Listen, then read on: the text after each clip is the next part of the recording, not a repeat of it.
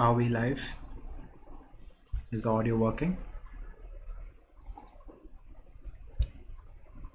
2 viewers waiting. Is it just me? Wait, really? Okay, is it live?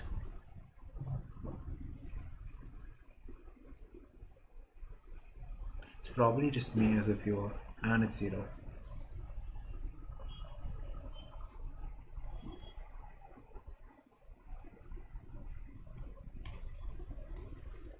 Fine. So let's start solving. This has been uploaded. Okay, fine. So this is the part 2. I don't know if that's written over here. Edit. I'll just edit this as part 2. Save. Right? This is the audio. Yeah, that's perfect. Okay, let's start. Shortest string.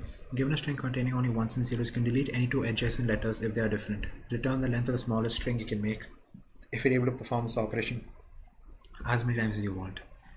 So yeah, I took a stack, and if the stack exists and the character is not equal to the top of the stack, right, then I should just pop that element because these are different, so I can just pop it. Else if it's equal, then I have to append it. Stack dot. So we can do it like instead of just one option is just return stir of int of a plus int of b. This will actually work. Solved. The other is to go one by one, right? So n is my len of, okay, their lens can be different. N comma n equals your len of a comma len of b. If a is smaller than b, let's say answer is a string. Now for index in range 0 to m, but because addition happens from right to left, I will reverse this. Right? I could have also done m minus 1 minus 1 minus 1, but I can reverse it like this as well. So I go from there, and a, the character from a is your, oh no, I have to get the last character. Yes, last character, forget. Understood. No, you can just go normally 0 to m minus 1, but hr will be your a of minus, you can do this, which is the same as a of n minus I minus 1. So when I is 0, it's n minus 1. B char is equal to b of, right, so this will go for every character. M, when this will be your b of m minus I minus 1. So when I is m minus 1, this will become b of 0. So for the first character. Carry is 0. So then answer plus equals, I'm forming the, I'll reverse the answer in the end. Int of hr plus int of bchar plus carry. No, actually let's, the sum is equal to this. Oops. The sum is this, and answer will be your s mod 10, and carry will be your s by 10.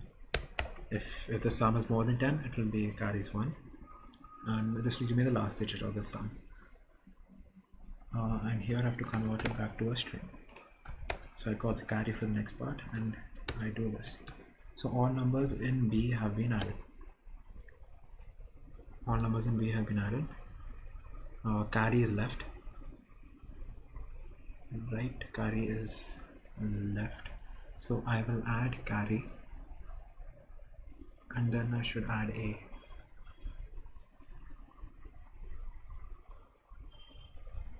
Mm. Yeah, I have to add carry.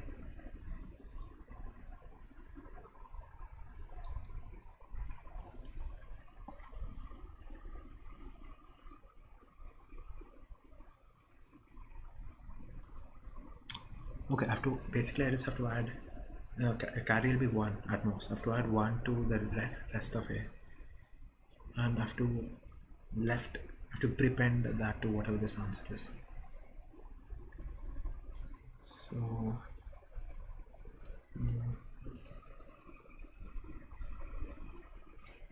so my answer is going to reverse it, right? Because I'm going from right to left, so I need the answer to be reversed.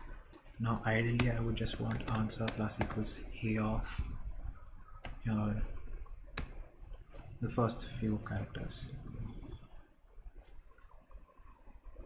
Will be this thing m.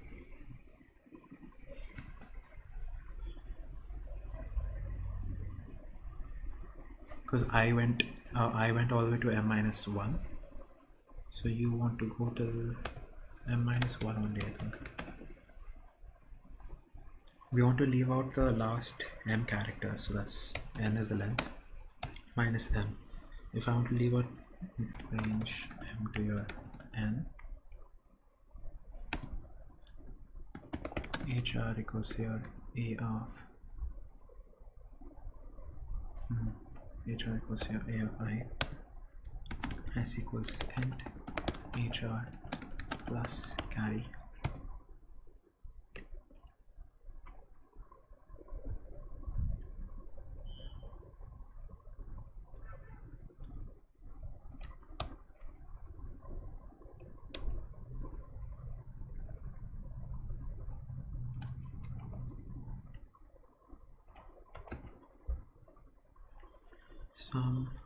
I'm out of time, right?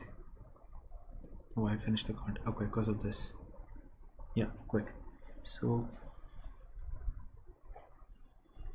that'll be the sum, and answer plus equals. So don't reverse it right now. Solve the carry issue. This is if carry exists.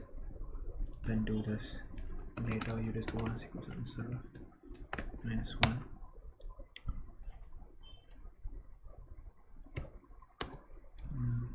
N is equal to m. Otherwise you have to increase n here. So answer plus equals your star of s mod 10. Carry equals s by 10. Because it might be 99999 in the remaining digits. So just do that. If carry is equal to 0,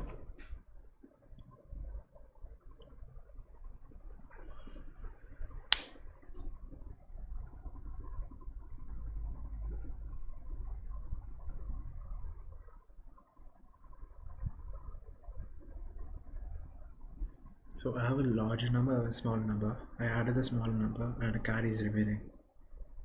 A carry is just a small number, that's it. So then I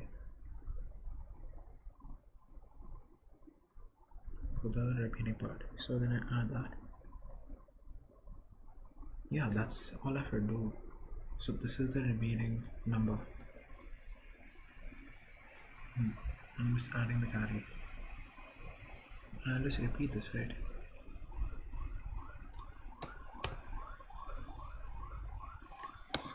So this is the leftover.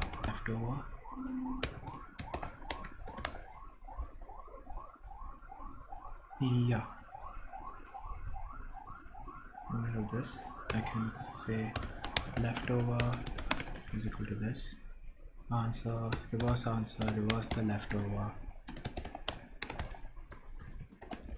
And your leftover plus answer. Return answer, run. Very cool. So let's check this out. Run. Accepted, perfect. 99999. And let's take this as 1. Wrong answer. Your result.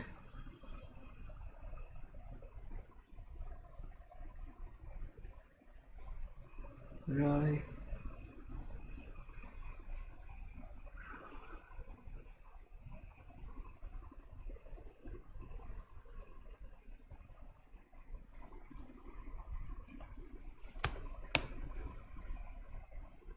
So when I add and leftover and comes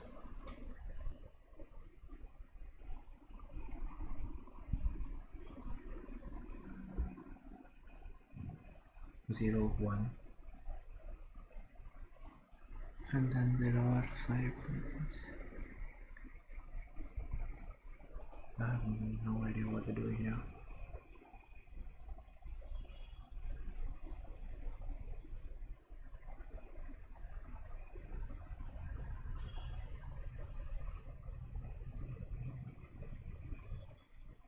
Wait, quick.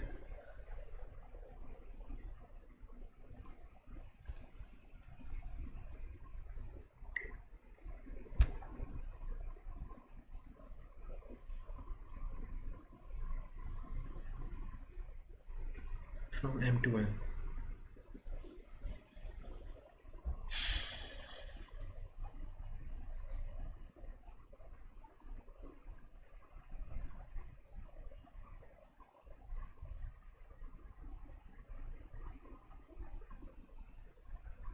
Okay, what is this? None. Accepted. Perfect. Close this, submit. Really? Okay, there's still a carry left. If there's still a carry left, stir of carry, if carry, else plus. So let's try using this. Wrong answer. Your result. Oh, okay. I wanted this part. Perfect. Okay, please work. No. String index out of range. Didn't I just say? Okay, not if A is less than B. If N is lesser than M. If N is lesser than M, and N comma M equals N comma N. Let's run this. What?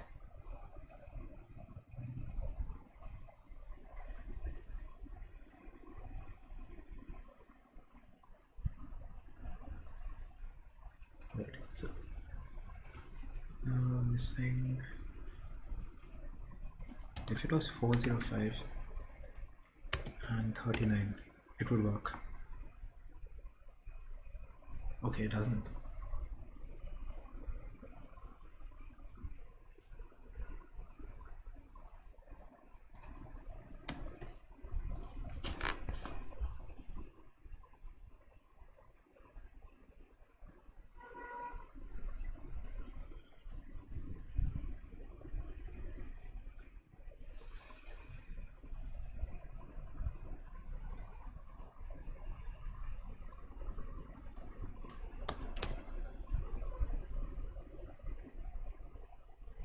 Oh, even if carry is not there.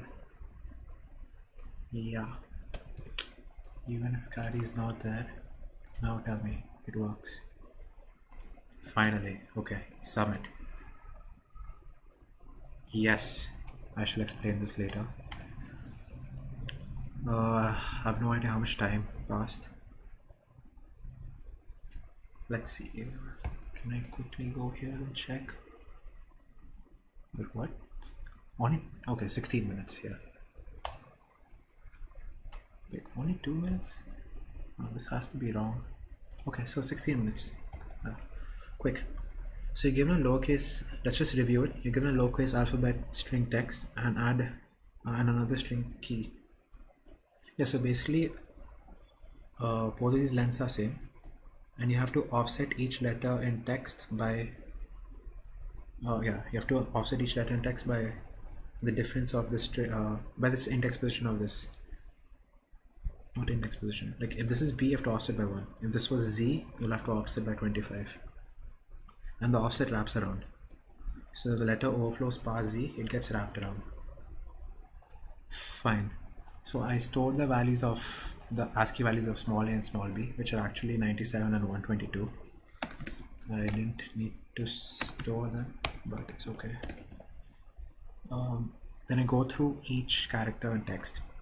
So this is the starting character, right? So these are the starting characters.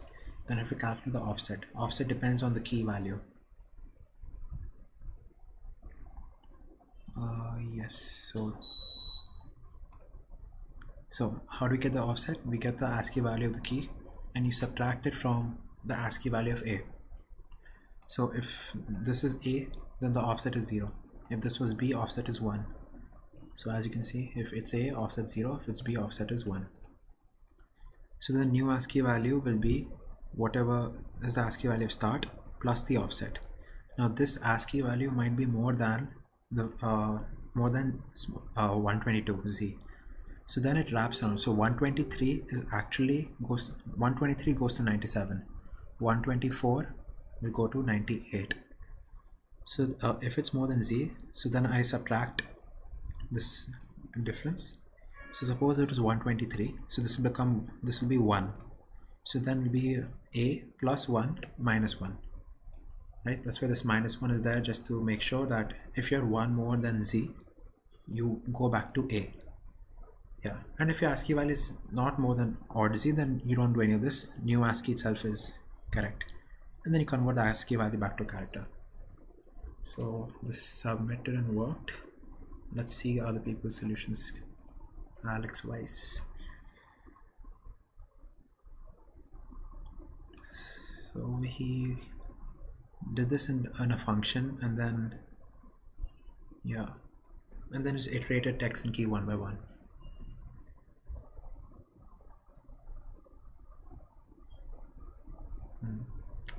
Yeah, same thing basically. So all of this is same. Now next, corner diagonals.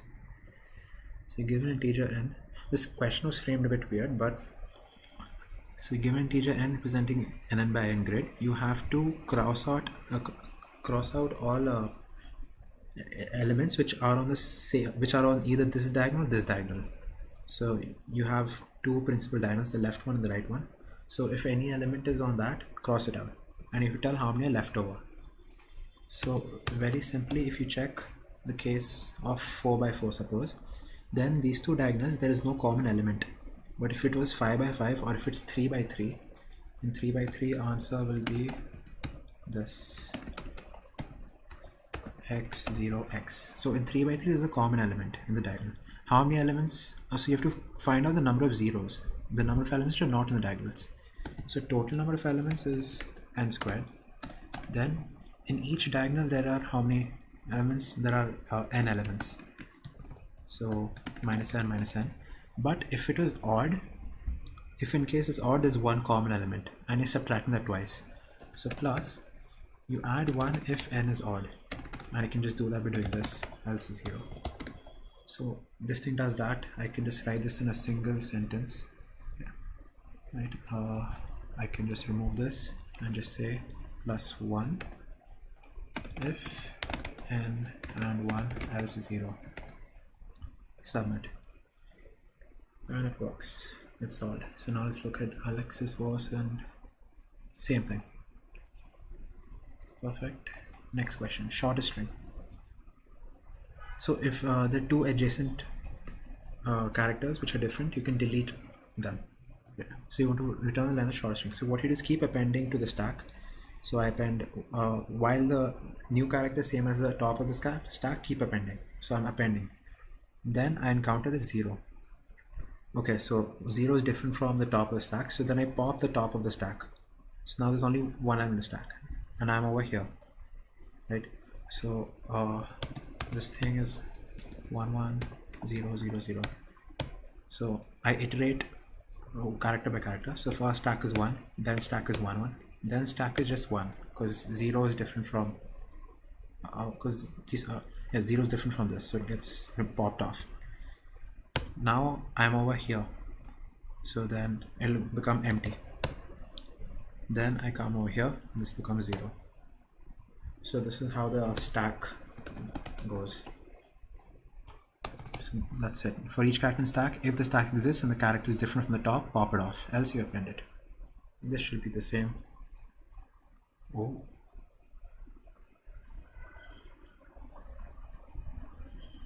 If a 0 and a 1 exist in S,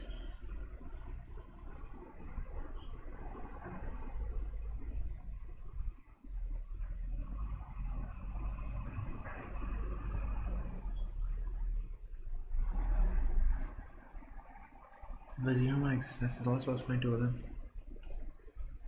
Really, he's just rolling here.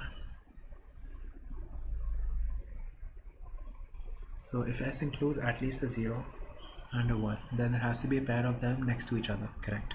Therefore we can eliminate pairs one by one until we are out of either zeros or ones. Then all that is left is string of the absolute difference. As you can only have two different characters, we can calculate the count of other one. Yes, okay, this makes sense. So if you have 1 1 0 0 0, right, so what he's saying is if both the characters exist, then at some point there should be transition from ones to zeros or zeros to ones. So then I can take these two and then delete. Oh, but now I can take these two and I can delete. Now only zeros are left. Suppose it was 0 0 1 0 0 1 0. Now if zeros and ones exist, at some point there should be a transition. So then I can delete, then I can delete, then I can delete. Similarly here, delete, delete, delete. So if you see, I'm able to delete, yeah, for every, if the fewer ones, for everyone I'm able to get a 0. So then they didn't do any of this, which also works, but they just did return, this is a good question, s.count of 1 minus s.count of 0 and take the absolute value. So I think this should work. Submit. Is anyone in chat? Oh yeah, no one's chat. Okay. This is a nice question. Shortest string. We can eliminate pairs one by one until we're out of either zeros or ones. Yes. Very nice. This guy did the same thing as me. Shortest string. No, string addition. So either they're given two strings which are represent integers. I have to just sum them up and return the string. So if I use built-in stuff, it is just this. Or I can perform addition like the way we do on pen and paper. Right, so I have two numbers a and b. I want to make sure a is more than b in size, more than equal to. This is the carry over. So now if I iterate over the smaller number length, and addition obviously happens from right to left. So this is a this tilde operation represents this. So it helps you iterate from reverse. So I get the character A, character B, and I add these two as well as the carry. Now this is some sum. If this was suppose 14, then to the string I add 4, but to the carry over I add 1. So s mod 10 will give me that. Carry is s by 10. Now there will be some leftover, right? So then of the longer number. So then I just take that longer number and I also add the carry to it. Right? If the longer number is 999 and carry is 1, so then you have to loop that as well. So I basically repeat this same process but without bchar. Right? There's no bchar. Everything else is same otherwise in these two blocks. And then because addition is right to left, my string is right to left, I just reverse both of them and I add the leftover part comes obviously earlier, and also the carry. If a carry of 1 still remains, then it will be, yeah, suppose if a is 999, b is 1, so then the sum of this will give me 0 0 0, and also I will have, when if I iterate through a, so leftover will be 0 0 0, carry will be 1. So that's why I'm just appending carry to, first you put the carry if it exists, then you put leftover, then you put answer. Cool. All questions done. I'll be back in 2 minutes.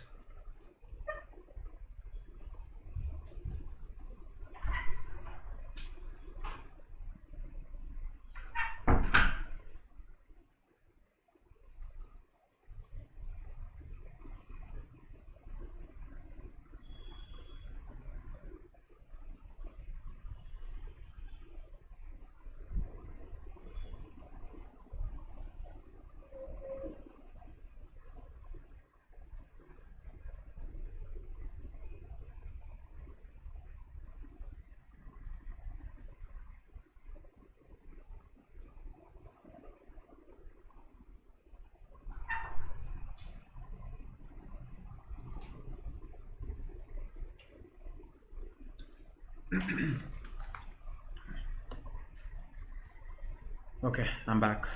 Let's just check quickly if everything's working.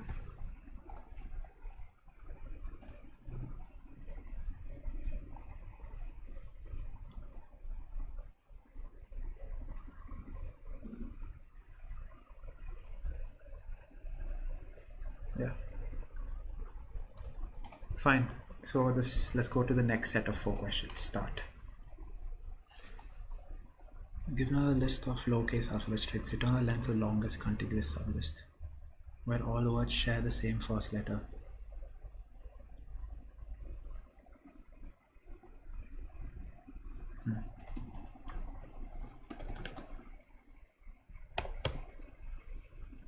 Forward in words. Just I equals the length of words. For I in range n, word equals to your, let's go 1 to n. If words of I of 0 is equal to words of I of 0, I minus 1 of 0, then we have also count. Answer is the final answer. Count. Are you serious? Okay, count is this. So count plus equals square. Else, if it is not equal, count should be 1 actually. Answer also should be 1. If not words, just return 0.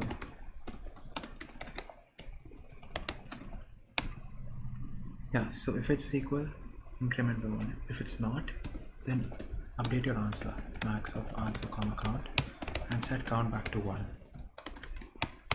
Here also, in the end also if you do it once, right, because this is updated only when the adjacent characters are not equal, right? Here, when it's not equal, only then answer is updated. The word might just be like a, like whatever. So here everything is equal. So then in this case count will become 4, but answer is still 0. Because answer is only updated if suppose this was B, then answer will become 4. I think this should work. 1 go. And didn't work in 1 go. Oh, okay.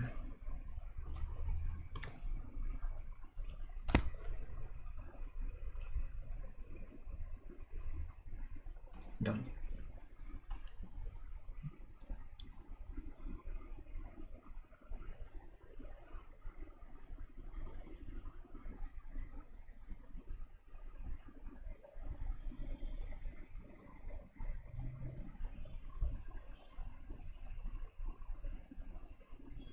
So you have $n, you want to reach $t, and it gives you E% interest. So first year you get 20%, second year. So it's okay, not on the principal but on the current amount. So what should I return? How many years? So years is equal to 0. At least $n. And is less than t. Yeah, because if it's equal to, you've already reached. So n. This is just the parity. If parity, if yeah, so now this will be E. So n into equals to here. This is percent, right? So I'll just say E by 100.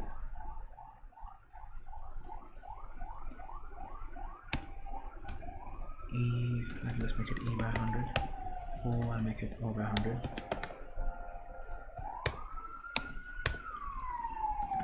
Else O parity is equal to XOR equals 1.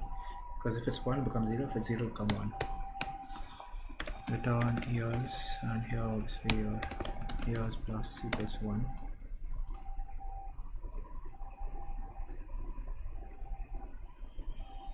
What? Oh no, it's 1 plus.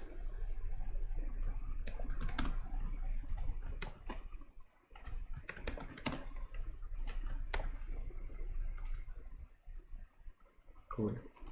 Submit. Perfect. Minimum string. You're given two strings s and t of equal length. Only consist of lowercase letters. Assuming that you can only you can first rearrange s into any order, return the minimum number of changes needed to turn s into t.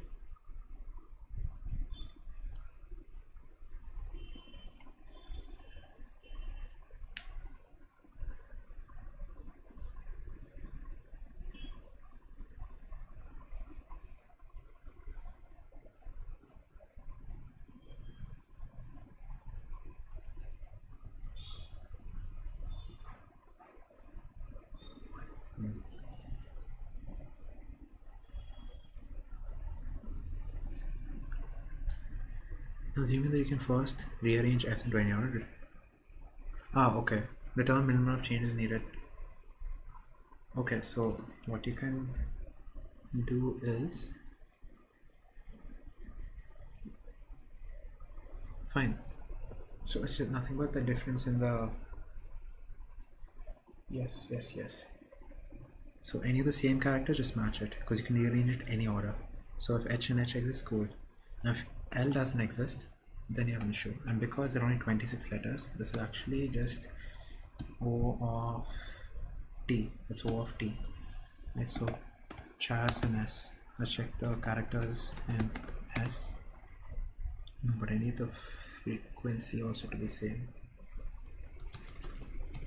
Okay, so I go with characters. It's O of S. O of S plus no.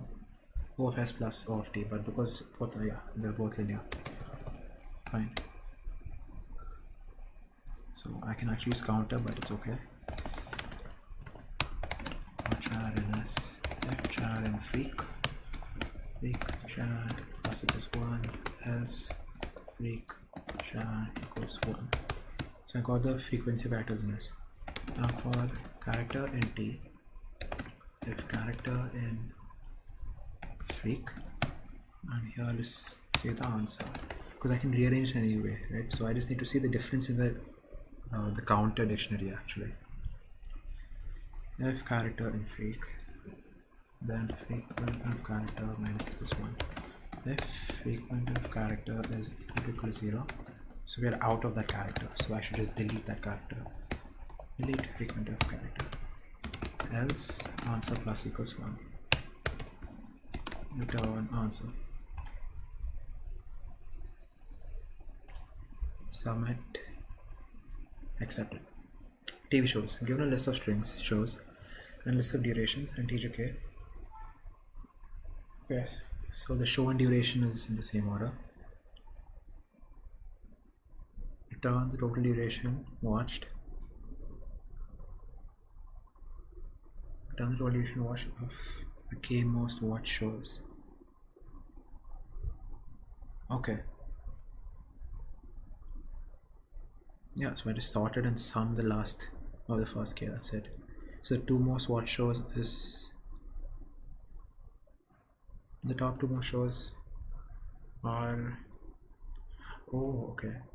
Top Gun and Top Gun.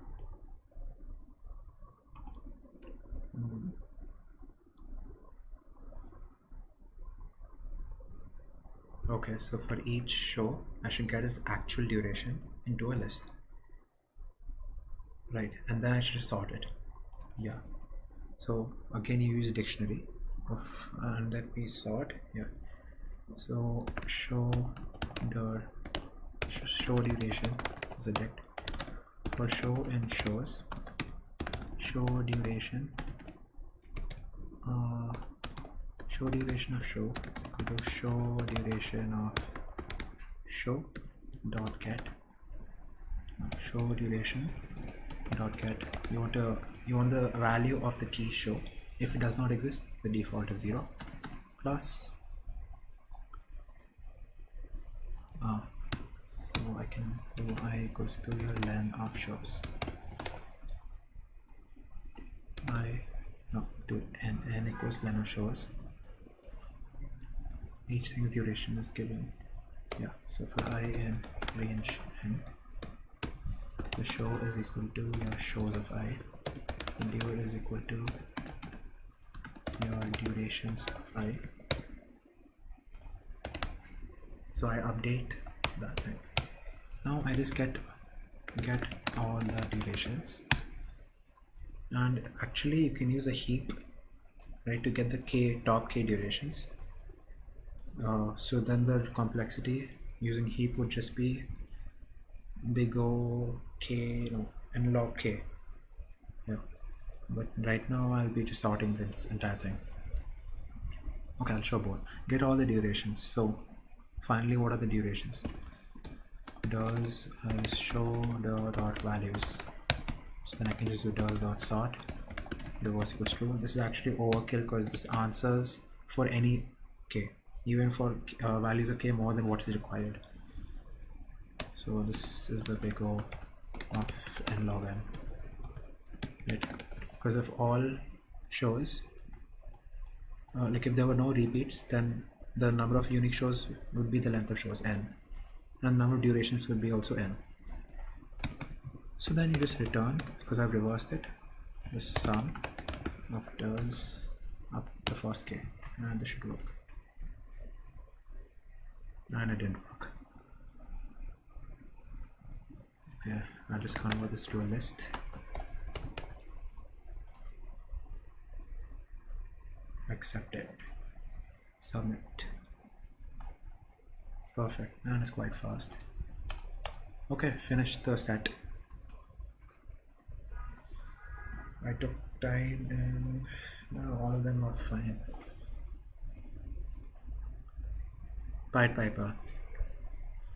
Given a list of words, see the longest list which contains the same first letter, S, S, S. So it says 3 over here. So this is all extra. Here is iterate from 1 to n, and I compare your I with your I minus 1. Right? As long as equal, I is equal to I minus 1 equals I minus 2, you keep increasing count. When it's not equal, update the answer. This should be the answer. There should not be some other way. Yep, it's the same. So this is the same. Next question, Robin Hood. Yeah, so I have a principal amount, I have a target amount, and every year the interest is either this, it alternates between this and this, right?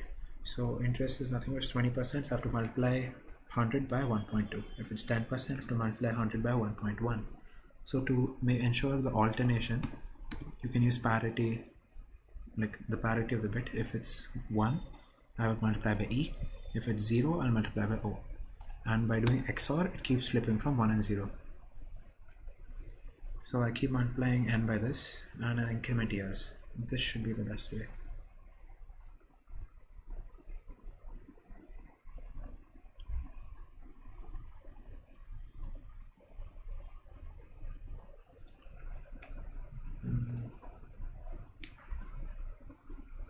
Yeah, I did this. Oh, okay, he used the answer itself, he didn't use separate variable. Simulate the process. I like the simulation approach.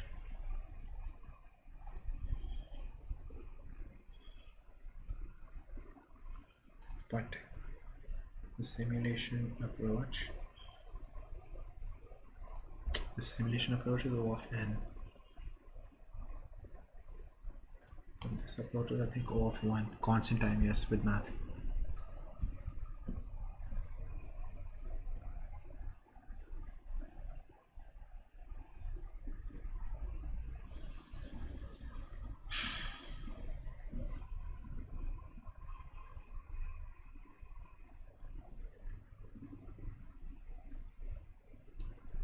So obviously you're going EO. So EO is what happens in 2 years.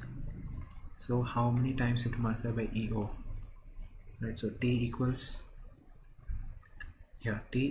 n into EOs to the power x. Yes, correct. So then you do this. Then if you take log, like you send n over n to the denominator here, so then T by n, log T by n equals Yeah, log t by n base eo equals x. You'll get x directly. That's very smart. Yes, or you have this case. Cycle ends on second interest, cycle ends on first interest.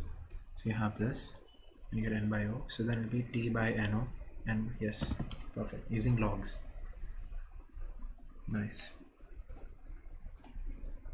So it depends on the constraints, right? If n is 100 and t is like 1 billion, 1 billion, so then the interest rates can only increase by like very less amounts, say 1% or even lower. So then it will take, because this is the O of n algorithm, if this is big O of n, so therefore your n should be lesser than ideally 10 power 6, right, for this to work.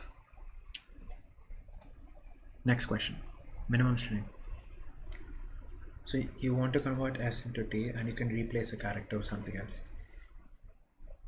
and you can in the beginning you can just rearrange it. So whatever characters are same, just put them in the same place. Put h next to h, put e next to e, put o next to o. Now what's left? 1e, 1y is left here, and 2 l's are left here. So the answer is 2. So then what I just did is, first I calculated the frequency of each character, like which character is there and the frequency of each character in s. Then I match a character in s with a character in t. I bet there's some counter solution which is very small. So yeah, you got the counter and then we did the same thing, even smaller.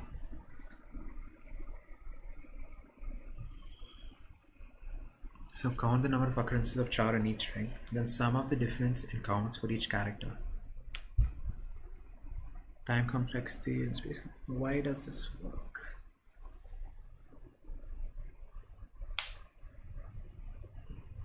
What are the different characters? I am not sure what works. I want to move on, but see, this makes sense. Take the counters of both, and for each character in t, count all characters in both. Count all characters that have more count in t than s. Yes, this makes a lot of sense. It's a nice solution.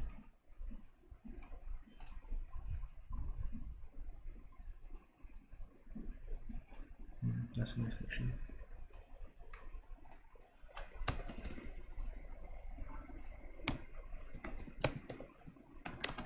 Collections, import counter, c1 equals counter s, c2 equals counter t. Then for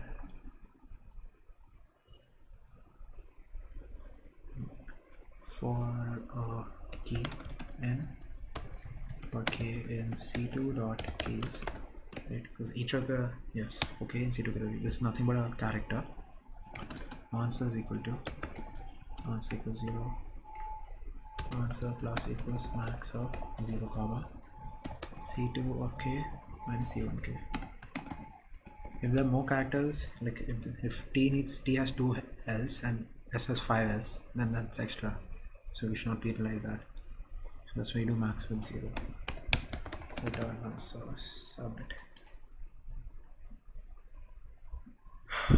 And it works. I'll just check quickly, is my stream working?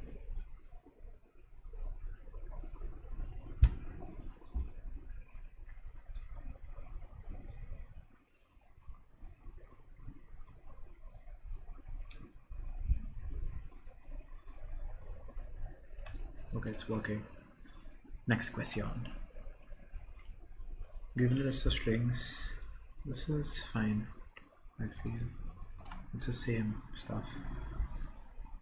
So yeah, he iterated through all the shows and durations. Like, he uses a dictionary to get the final total duration of each show, then sorted it in reverse and took the sum. Yeah, this person used heaps and found the n largest. We don't, yeah, so this is the same solution. Next question. Come on, yeah. For given integer n, determine whether you can make n by summing up non-negative multiples of 3 and 7.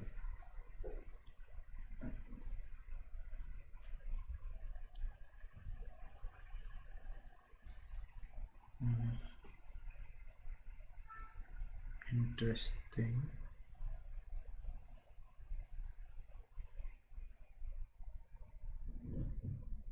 Interesting. Yeah, I'll come back to this later. What is this alarm?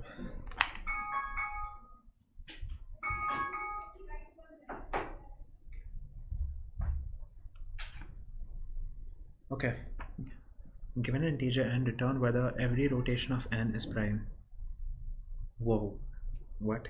How many such numbers are there? That's very interesting. So this I just have to check if it's prime. So def is prime for every rotation of the number. Really? That is cool. Okay. For a number, right? And I will say if num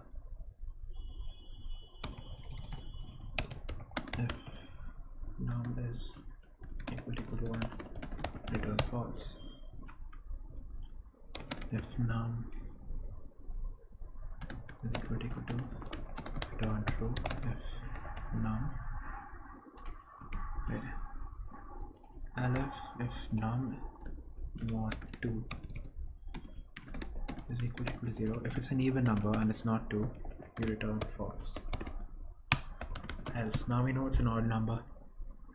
It's an odd number. So then for div in range 3 to your num, let's go and skip sub 2.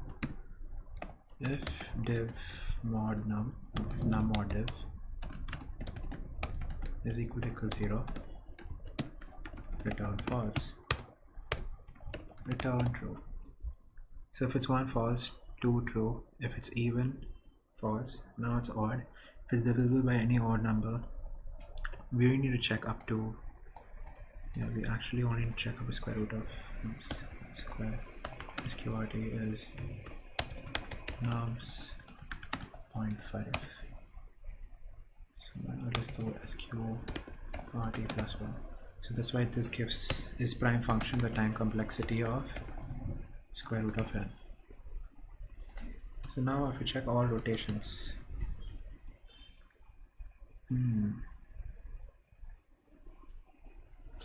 this is interesting.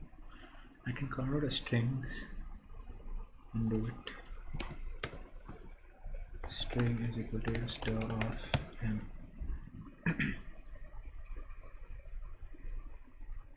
Then n equals the len of string.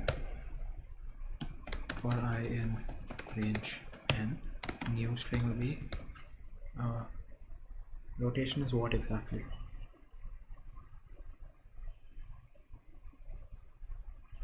So I take this.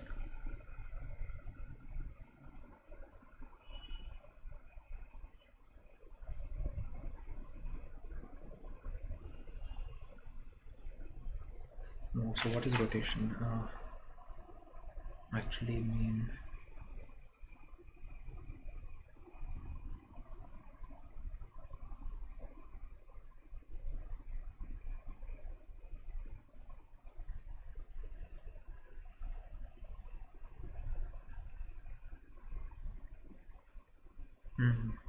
okay, so I start taking the last I characters.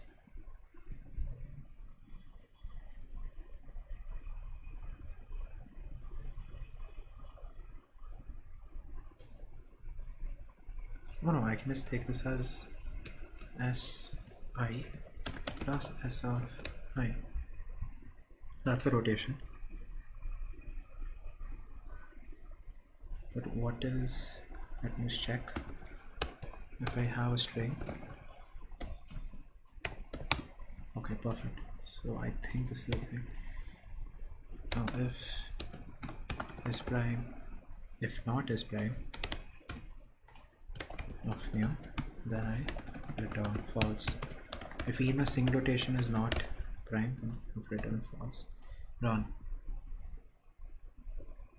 Runtime s not defined. What is s? Let's make it s.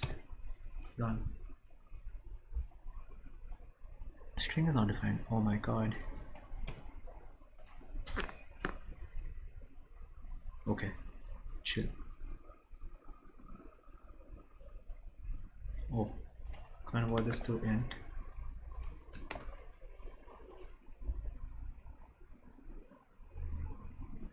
Float object cannot be interpreted as integer. I have to convert this to int. Right, range takes only integer values. This is obviously not prime because it's an even number. This is hello. Okay, so rotated prime, that's one. Now given a list of nums, return the number of elements x there are such that x plus 1 also exists. Interesting. And this thing, come on, what happened to this? Okay, perfect, solved it. Must be some math trick.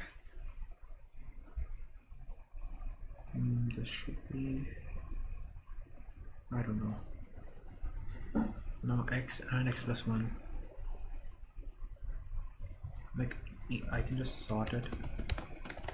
And then n equals len of nums for I in range of right range n. So 1 since 2 since and another 2. Okay, because 3 exists. Oh, interesting. So, I can use space. Yeah, I think I like the space solution more. So s is equal to set of nums, and for I in nums, if I plus 1 in s, answer plus equals 1, answer is equal to 0. Give me this. Right now, submit. And solved. Success. Repeated k-len substrings. Given a string as integer k, return the number of k-len substrings that occur more than once in s. So ABC, BCD, ABC occurs twice. So you're saying the rest don't occur. The most, like, there is a solution, right, which is O of nk space and O of n time, but k is very small, so I think O of n time works. That makes sense. So I can just take a window of k and keep moving and put it in a set of n time and O of n into k space, but k is only 10, so it's pretty much O of n.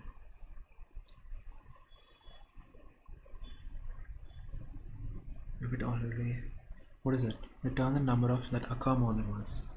Yes, so answer is equal to 0. Cn is equal to your set for I in n equals to your len of s for I in range n. String is equal to s of I into I plus k. A string in scene.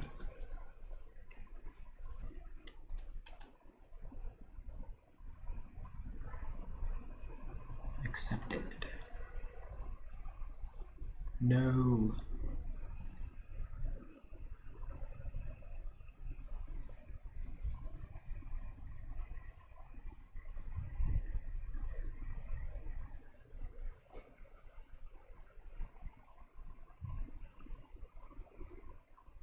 Oh, okay.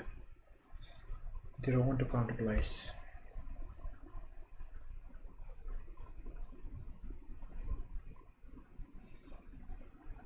Okay, so checked is another set.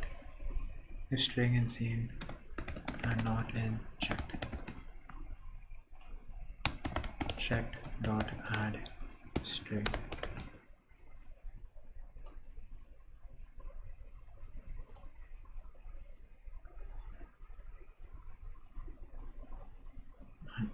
string not inside chat. Cool, submit. 2 sets. Perfect, it's quite fast. I think this was intended. Now, how much time? 9 minutes. Given a positive integer n, determine whether you can make n by summing up some multiple of 3 and some multiple of 7. These both are primes. So we're trying to basically solve 3x plus 7y is equal to n. I bet there's some mathematical solution. Ooh.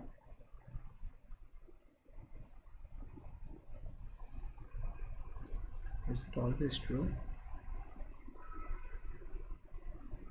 No, why would it always be true?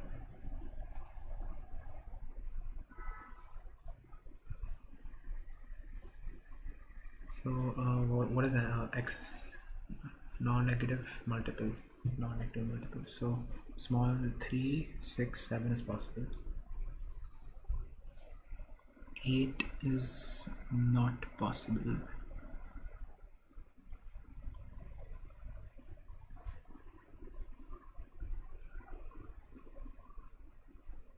So whatever sum I get, it look like this.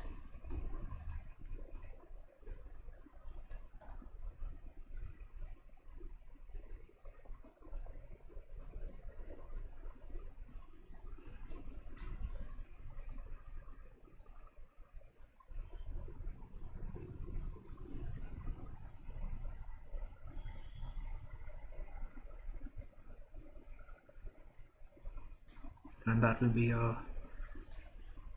will be this thing by 3 solution. That's not a nice solution. Like I can just have a list of all like 3, 6, 9 whatever, and a list of all 7, 14. And then I can check by 2 pointers if any value is there, I guess. Okay, think.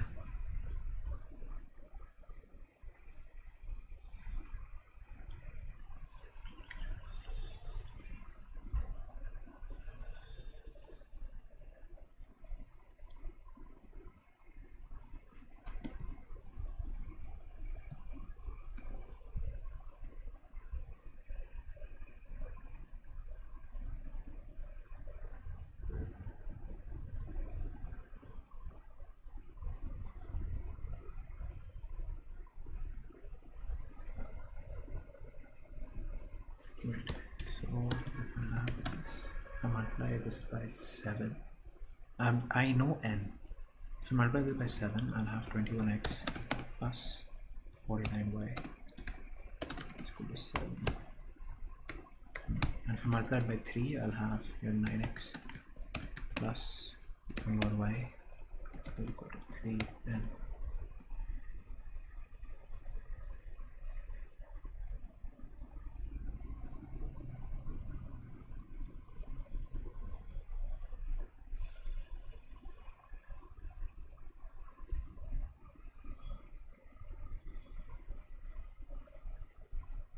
I would have figured it out. This is just 30x plus 70y equals 10. It's nothing.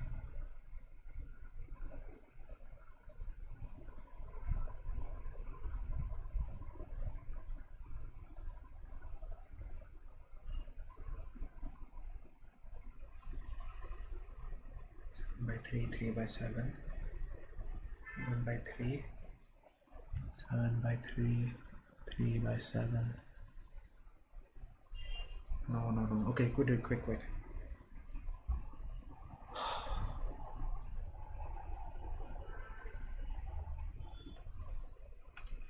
5 minutes.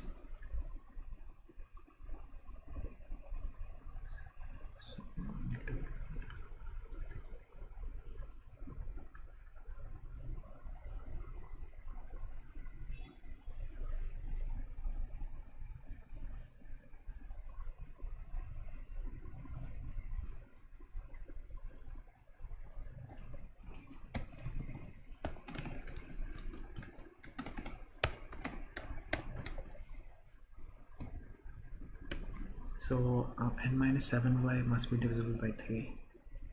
N minus 7.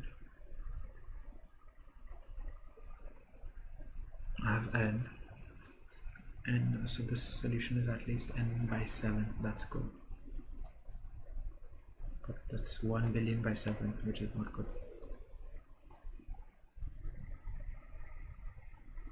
I just need to find if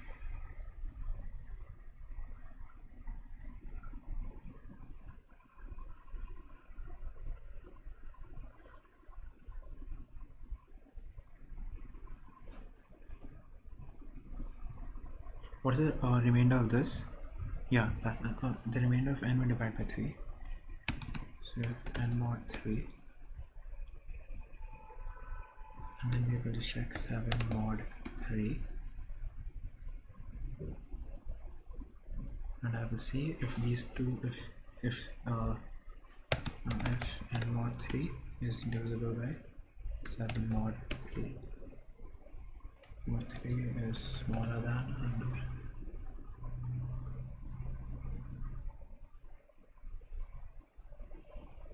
No, if 7 mod 3 is okay, 7 mod 3 is 1. Oh, 7 mod 3 is 1. So I can easily create that. Yes, so this has to be greater. If it's equal, yes. Okay. So the remainder of 3 is mod 3. Oh, right? Sure. If rem3 is equal to 0, then just return true. So now we know that there is a remainder. And we know 7 mod 3 is 1. 7 mod 3 is 1. So what is the remainder of rem? Yeah. Oh, this will be true a lot. A lot of the times will be true. So rem3 divided by 1. That is the number of times here. So rem3 into 7. Now, if n is a positive integer, right? So I have to actually, what I have to do is this. Now this thing is less than 0, less than equal to 0, return false, else return true. So 30 invalid syntax. Oh yeah. Long time, 1 minute 56 seconds, submit. No answer.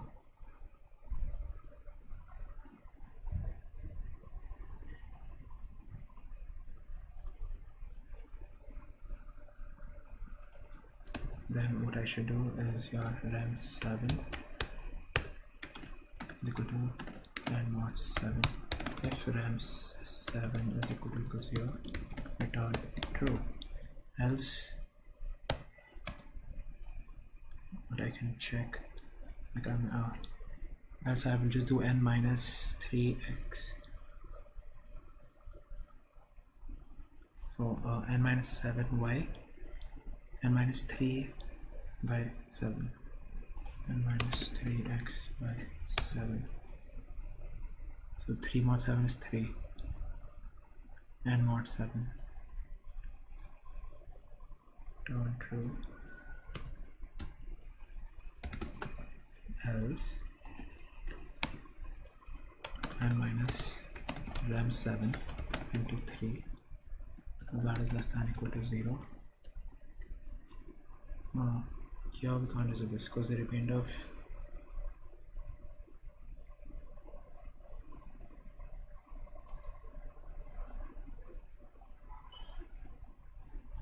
v mod 7, n mod 7, yeah, n minus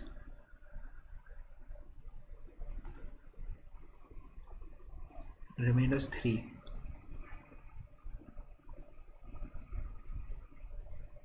Ooh, okay. If rem7, if mod 3, because I can only go 3, 6, 9, 1. I'm out of time.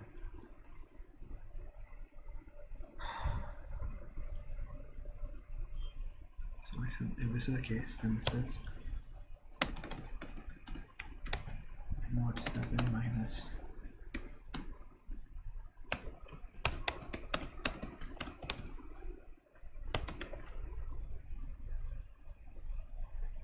so 3 into x mod 7 k, that will be 3, 6, 2, 12, 5, 12, 12, 15, 15 is 1, 18, it can be a lot of things.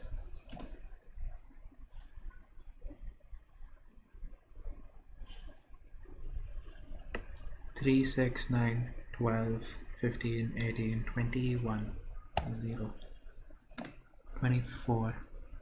Now it goes back to 3 and then it repeats. So this is the cyclic nature.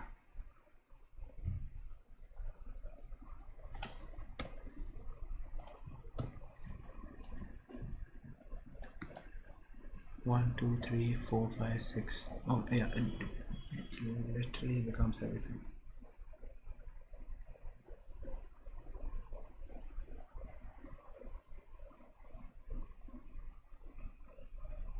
So this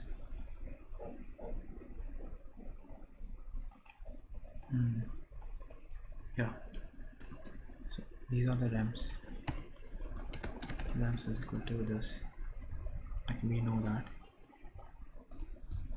and I will just say rem 7 is what you get by mod 7, or I in rems. If I is equal to rem 7, your index comma I, your index comma in your enumerate rems. Yeah, if I is equal to rem 7, so that's the, and like this is 3, 6, 9, so it's the factor, then break 0, it's the factor plus 1, yeah, then factor is equal to n plus 1, factor equals n plus 1 if n minus rem 7 into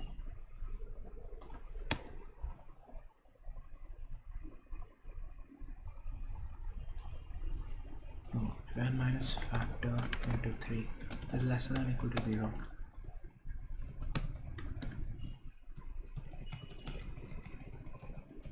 Is greater than 0, then return true. Okay, run.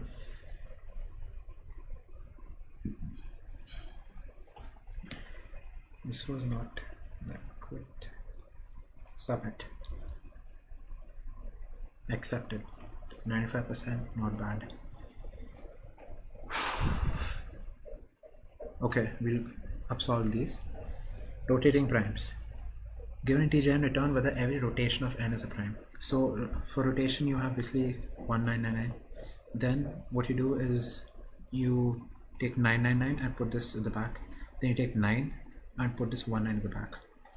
So I iterated through the length of the string. I converted a string, and I took the first from 0 to n characters.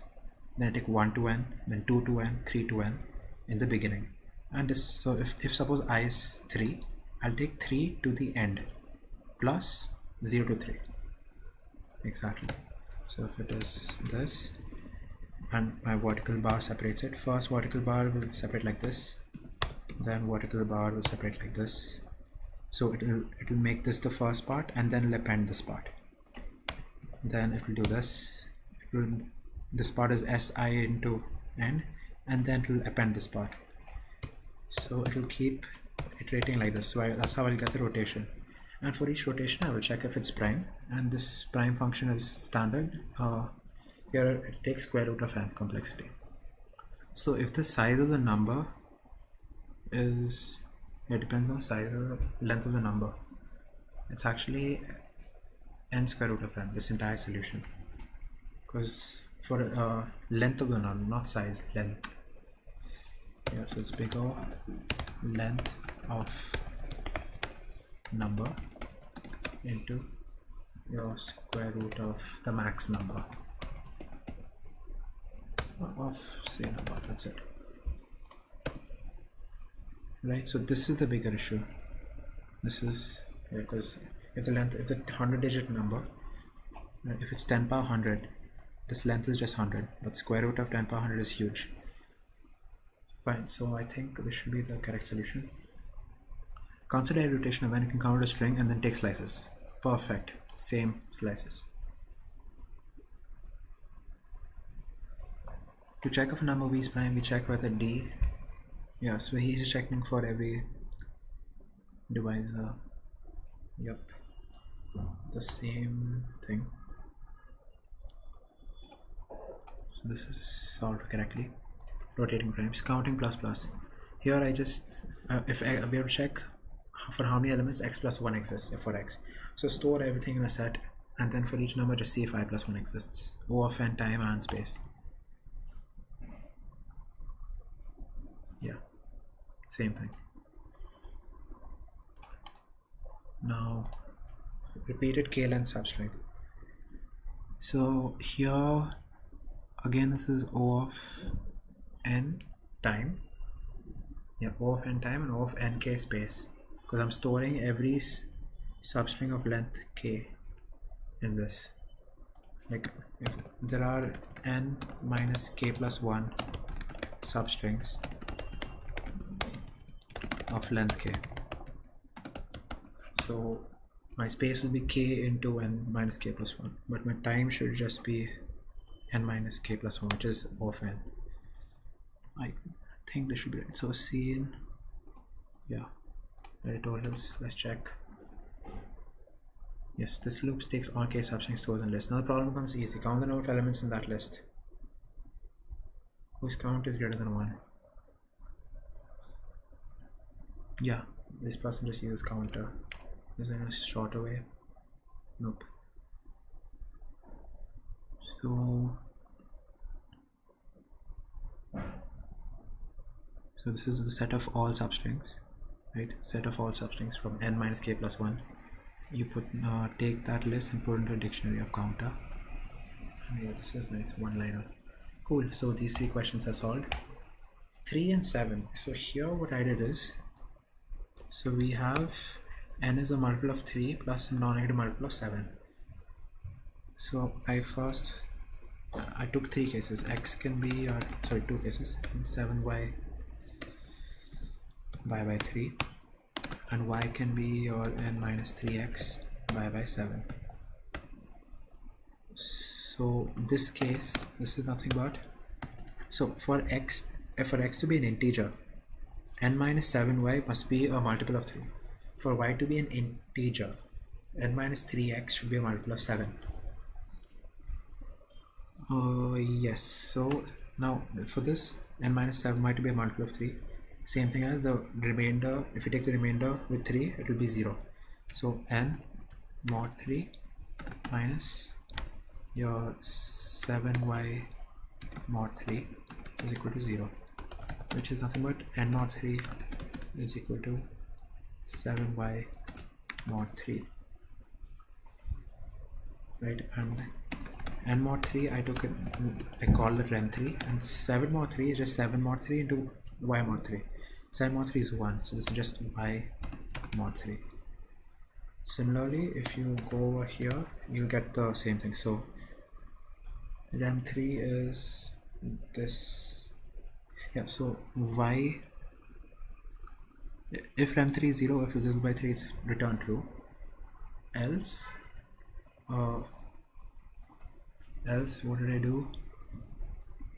Rem 3 equals y mod 3.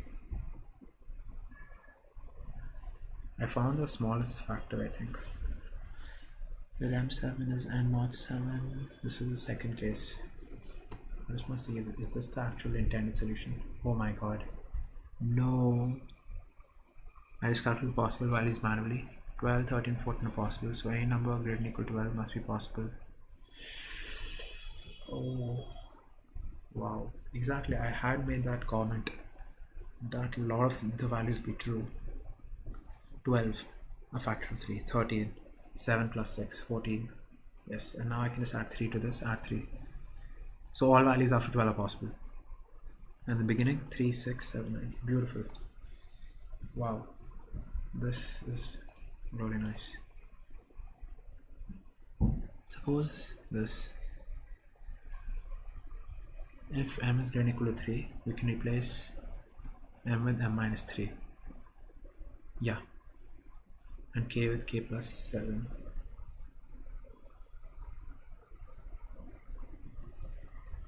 So we can suppose m is less than 3. If m is greater than or equal to 3, then replace m with n minus 3. This means we only have to check 3 different numbers that is ruled by n minus 7, and n minus 14. Okay, I have to think about this. The brain's not working anymore. It's manually removing 7. I'm checking if it's divisible by 3. So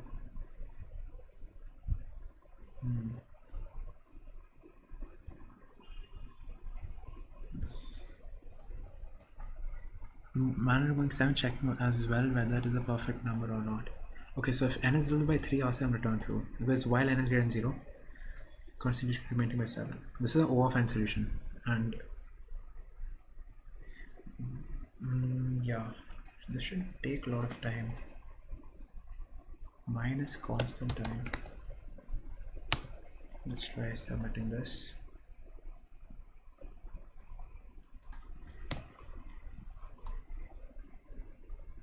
But okay, what? It's cause it's cyclic. No, it's cause all values, as this person had shown, all values are possible beyond 12. Yeah, 12, 13, 14 are possible. So any number greater than or equal to 12 must be possible, because you can keep adding 3's. Wow, this was a good question, and this works because of that fact.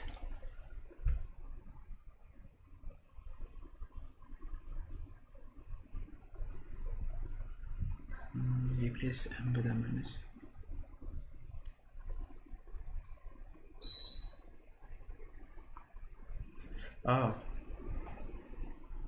Okay, so we can suppose m is less than, this means we only have to check 3 different numbers.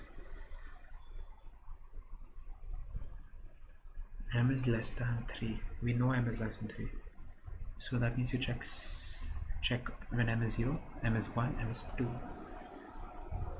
Okay, I think I understand. Let's remove this entire thing, which was very convoluted but correct. So this is the thing. Let's go use his notation.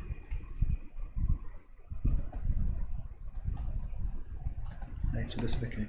Now if m is greater than 3, right, then I can say n is equal to 7 into your m minus 3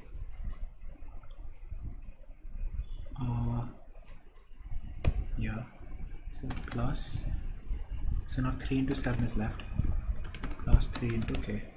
So this is n is equal to 7 into your m minus 3 plus 3 into k plus 7, 3 into k plus 7. So this is divisible by 3, we know that. Oh, okay. Okay, so you can keep doing this recursively. Understood. Okay, so if it is 7, suppose m is 11, so then you can say 7 into 11 plus 3 into k. This doesn't matter because this is divisible by 3. This I can write as 7 into 8 plus 3 into 7 plus 3 into k, or I can say 3 into 7 plus k, which I can write it as 7 into 5 plus 3 into 7 plus k. So if m is greater than 3, I can reduce m continuously by 3's, by 7 to 3, 7 to 3, and finally m will become less than 3.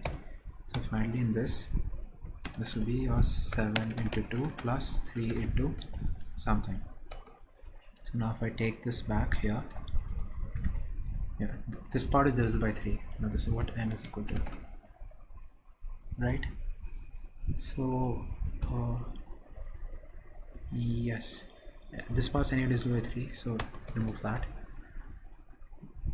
Now here, this is m, where m is less than 3. M can be 0, 1 or 2.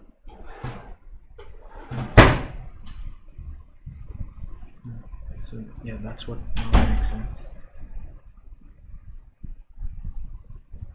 So now we just check if n mod 3 or n greater than equal to 7 and n minus 7, or this. Wow, this is also wow.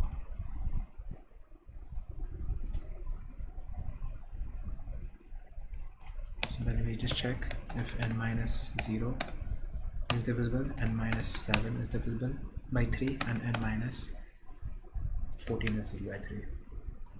Wow. Start this. So the first solution is 12, 13, 14 are possible, and then you can just keep adding. 3 consecutive numbers are possible. You can keep adding 3 to this, and you can get all the numbers. So return if n is greater than or equal to 12, or n in 3, 6, 7, 9, 10, 11 is not possible. So submit. This is one case. Or return. He did some cool shit. He used some cool Python syntaxing. Okay, this is just multi-line, I think. Yeah. Return. So n mod 3 is equal to 0, or n minus 7 mod 3 is equal to 0, or n minus 14 mod 3. This is actually a nicer solution. Equals to 0. Submit. What?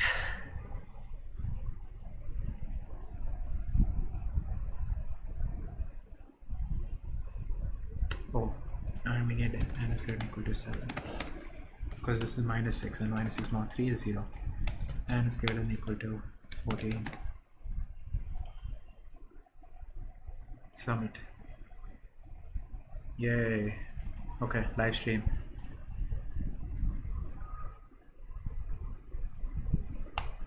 Yeah, it's working. Good, 42. Let's reach 50. Come on. A strictly increasing linked list. Given the head of a single linked list, determine whether the values or nodes are sorted in strictly ascending order. This is simple, right? So rev if not head or not head dot next, right? If it's a single node or there's no node, just return true, right? Or just previous value is your head dot val, and head equals your head dot next, while head, if head dot val is less than equal to your div, return false. Head equals head dot next, your previous is equal to head dot val. Head equals head dot next, and here you just return true command, and it works. Nice. Longest consecutive duplicate string. Given string S, return the length of the longest substring with the same characters. This I've done the same type of question before. So n equals len of s for I in, and we can just say, yeah, for I in range 1 to your n, if s of I is equal to s of I minus 1, count plus equals 1, else answer equals max of answer comma count, and set count back to 1. Here answer, again outside the loop you have to do it once, return answer, and here we say answer equals count equals 1, but if not s, return 0. Submit. Solved. Pair sums. Given a list of positive integer nums, return the number of valid pairs of indices I less than j such that a plus a. Okay.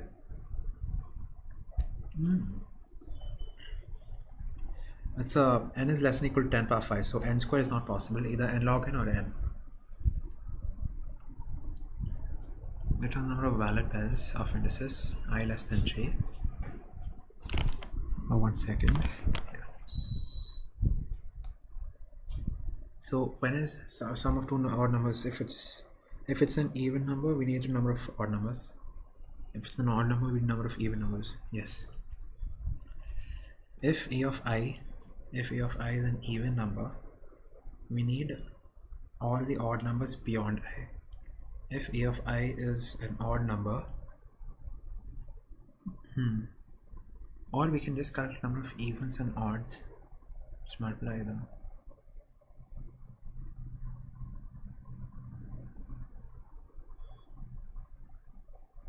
Yeah, I think that's it. So n equals the ln of nums. Even count is equal to your sum of 1 if, let's make this odd count because it's a bit shorter. If I and 1 for 1 for I in nums, if I and 1 else 0. Right, so then obviously we know even will just be n minus odd.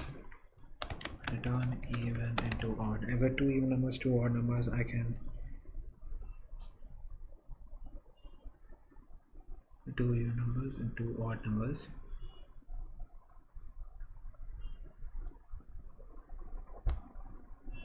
Oh no, I has to be lesser than j. So if I have your some even, odd, what is the answer? The answer, according to me, my formula will be 4, but actually it will be 3. Right, because for this even, there are two odds. For this odd, there's one even, and for this even, there's one odd. So let's just try this first. If this fails,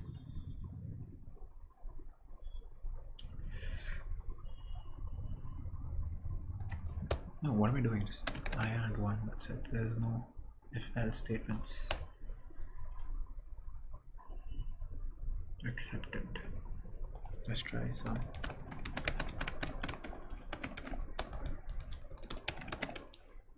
Run. Now what? Run. Accepted. I'll have to think why this I less than j condition doesn't matter. K prefix. Given a list of nums and an integer k, return the maximum possible I where the prefix sum is less than or equal to k. Return -1 if no wild I such exists. So if we just calculate the prefix and see where it is lesser than k. If it is, it's a valid answer. That's it. So sum so far is 0. What should I return? I, the index, right? So n equals to ln of nums for I in range n. Sum so far plus equals nums of I. Answer is equal to none. Let's return this one. If sum so far is less than equal to k, answer is equal to I. Return answer. This should be correct. Correct. So this is contest over. Cool. Just 4 more questions to 50. Then half century. Okay, let's just review quick. And how much time did it take? This set 6 minutes. Pair sums took the longest. Wow. Even though the file answer was smaller. Okay, strictly increasing linked list. Given the head of the linked list, return whether values are sorted in strictly ascending order. Just iterate the linked list and compare with the previous. I don't think so. Something else.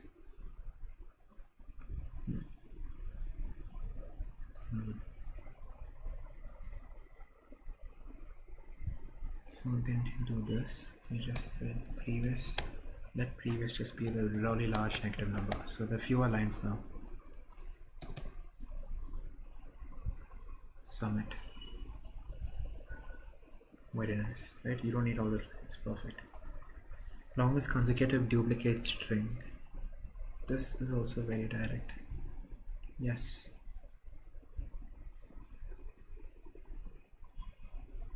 The same solution. Pair sums, we'll go through it. K prefix. Yeah, you just have to find, like, just find the prefix. If at any point it's less than or equal to k, that's an answer. There is no other solution than that.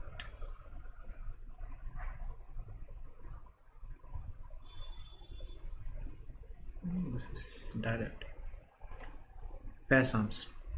Given a list of positive digits nums, return the number of valid pairs such that, so for an odd number should be even odd pairs. I just count number of evens, number of odds. Right? So I said for each even number at I need to find all odd numbers at j. Now when I go to that, why does it work? For it even at I find all the odd numbers beyond I. And then for odd at I find all the even numbers beyond I. I don't care about the even numbers before. Oh, I don't care, but that has been counted. If I is odd, if a number at index I is odd, I care about all evens beyond I. Now you'll be like, okay, but we are missing some evens, all the evens before I. But suppose j is no. Let's suppose index is lesser than I, and nums of index is even.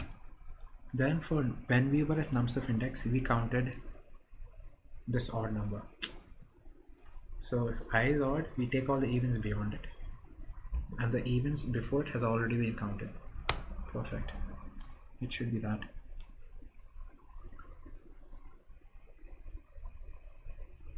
Yeah, same, exact same. Perfect, same as him. So that's nice.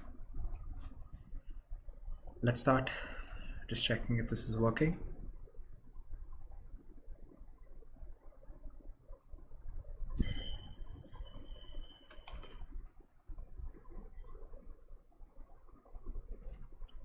Does the chat even exist? Hi. Sorry, chat is closed. Time to find another stream. Hi. It's just me. Okay, cool. Next round. Triangle stairs. Given integer, given n, return a string of stairs of size n. It's okay, fine. Return a string of stairs size n, for example. Each line and string is separated by a new line character. So if it's 10, so then I need 9 spaces. So it's n minus I spaces and I. So let string be equal to this for I in range 1 to your n plus 1. String plus or equals to this thing into your n minus I plus stars, right? Because so when I equals, it becomes 0 plus stars. Are you serious? How do you do stars? Okay, stars into, wow, stars into I.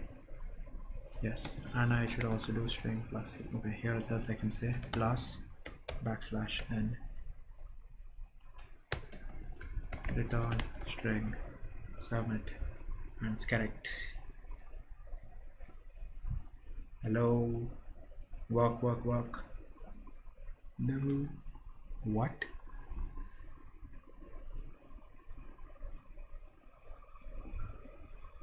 Oh, okay, no.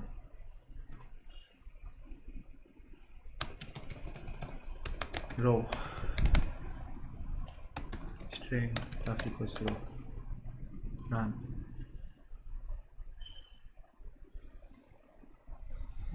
minus I. No, not this. Wrong.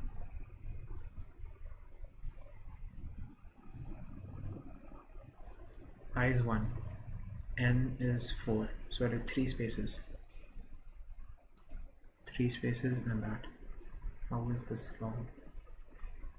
Because the rest of the things are right.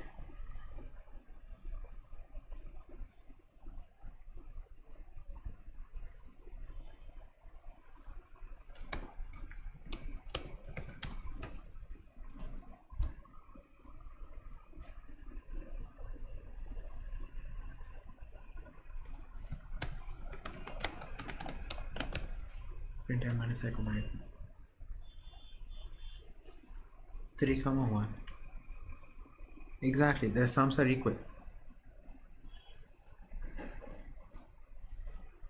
Like 3 comma 1, 2 comma 2, 1 comma 3, 0 comma 4.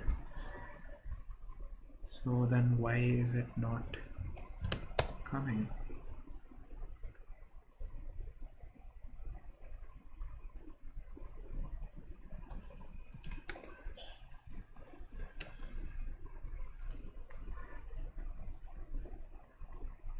This makes no sense.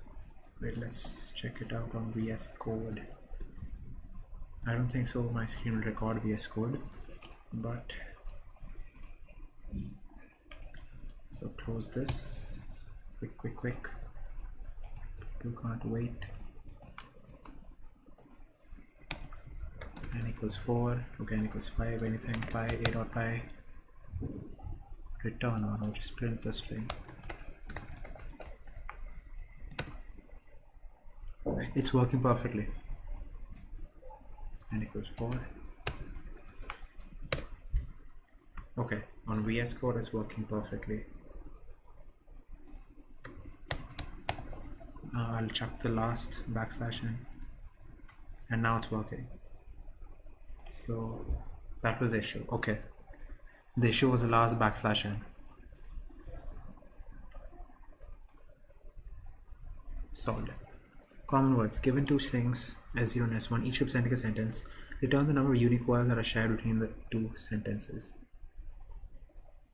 Words are case sensitive, insensitive.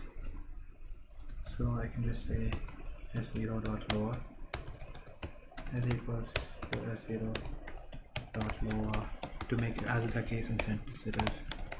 And now I just need a set. Can I just take the union? How do we take union? Let me check on CMD if I can just do plus 2 plus 3. Nope.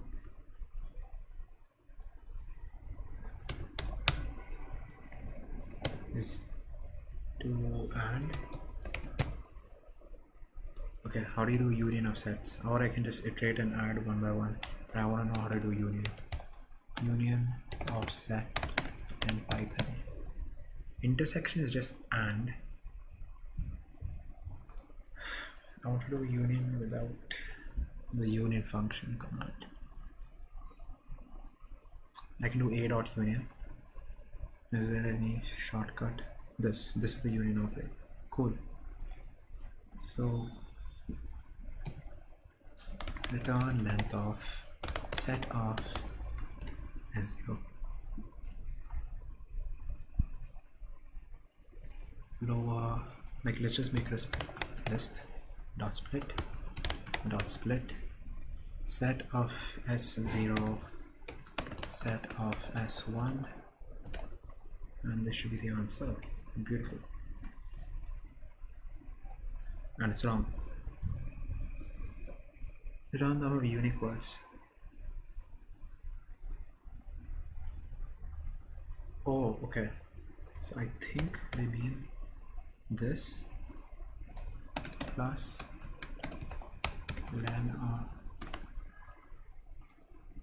let's make it a set as well. I just want to take the it's nothing but a union b minus a intersection b. That's what they want. So then how do you do intersection? Come on, show me how to do intersection. Difference is also there. I can do a minus b union b minus a, or I can do a or I can just do a union minus intersection. Perfect. So length of S0 S1 minus length of S0 and S1. Okay, please work.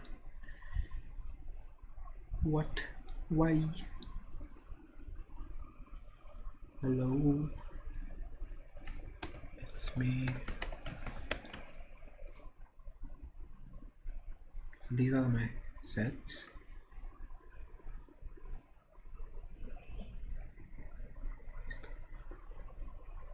So the union should contain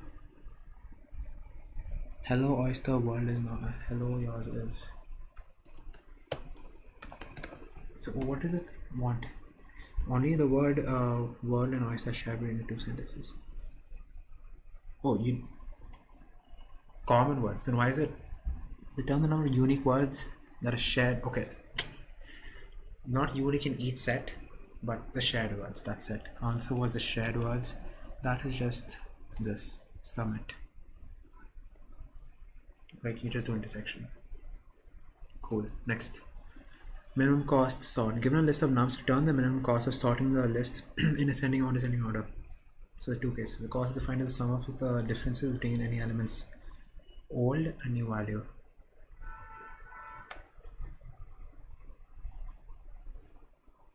So like 1, 3, 4. So cost to change. Cost to change the list in ascending order. 4 to 3 cost is 1. Absolute value, right? That's it, I guess. So like I will do your ascending is sorted nums, descending is sorted nums. Reverse equals true, n equals len of nums. I can do it in one pass for I in range n. Right. And we will say your ascending cost a cost d cost 0, 0. Right. A cost plus equals 1 if nums of I is not equal to ascend of I else 0. D cost is plus equals 1 if nums of I is not equal to des of I else 0. Return minimum of A cost, D cost. I don't think so. There's a shorter solution to this. Should be just this and it's wrong.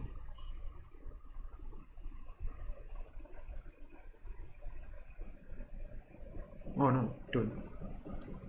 It's the absolute value of nums of I minus ascending of I. Absolute value of nums of I minus descending of I. Submit. Perfect. Whoa, slow. That's very slow.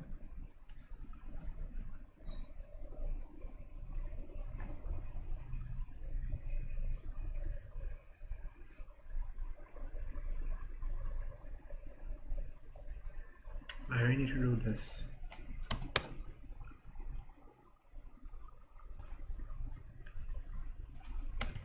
Ascending, but I'll just create in reverse.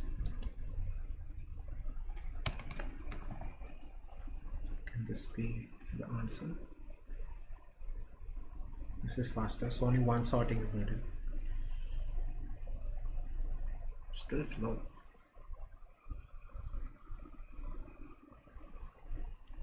I don't know why it's so slow. Even Steven, given an integer list nums, swap every consecutive even integer with each other.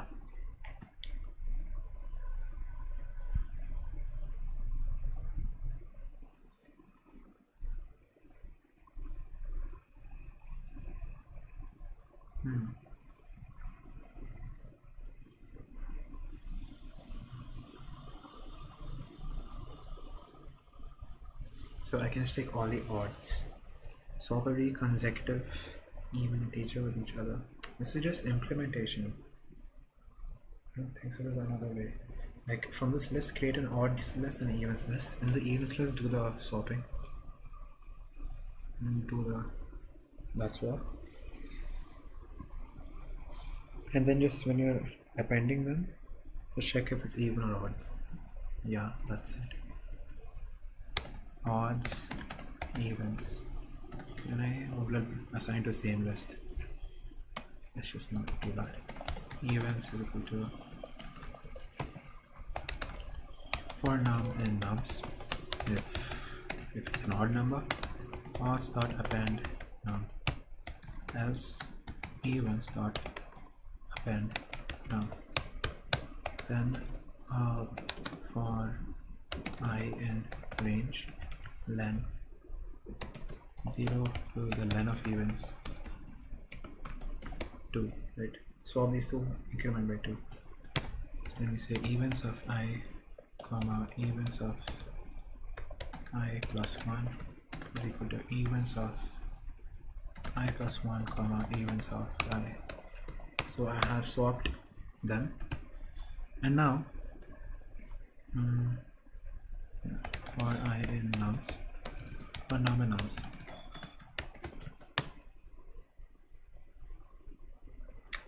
just say your I is your I equals j equals 0, where I is odd index, j is even index. If for I in range len of nums, if nums of I is odd, then nums of leave nums of I as it is. Then that's also there. I don't need odds. Evens is equal to this. I can also do one pass if it's just swap for the previous index, but I've already written all of this, so screw this. Just write pass swap. I just need an even index, right? So this is just an even index. If it's odd, pass, else it is even.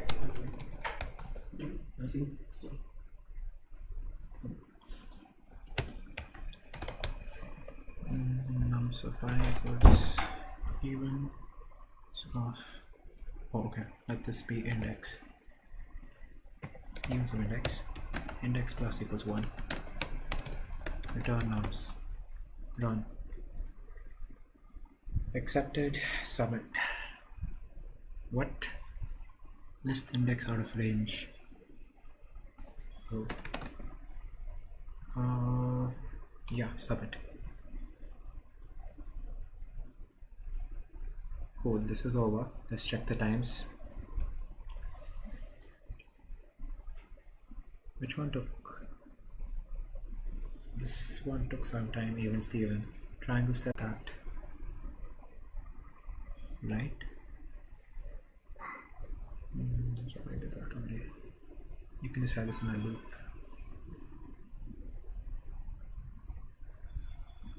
So it's the correct solution, I think.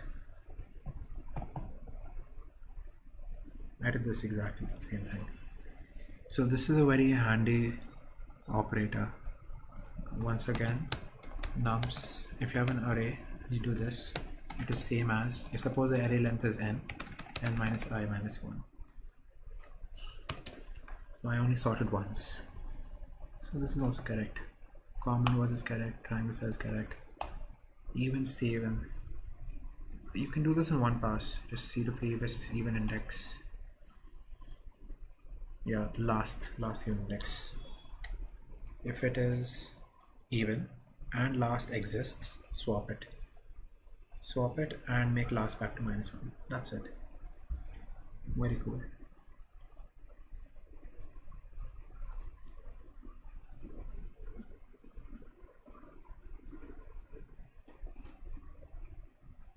Very nice. 50. We reached 50 problems. Yay. Let me check where I am on the leaderboard. Solved today. 381. No.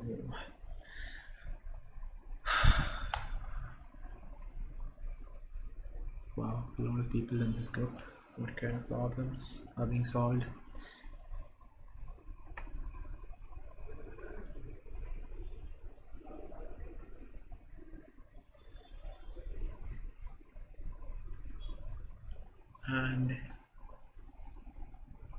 Yeah, I should go back to my easy problems because I can't do stuff which are hard.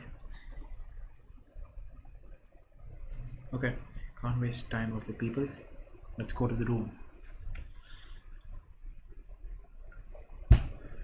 What's the time? 7:36. Let's start. 50 problems. Can we reach number 1? I doubt it. Yeah, I doubt it. Because I have to explain also a bit. At least I'm trying to. Let's just check if the audio is working.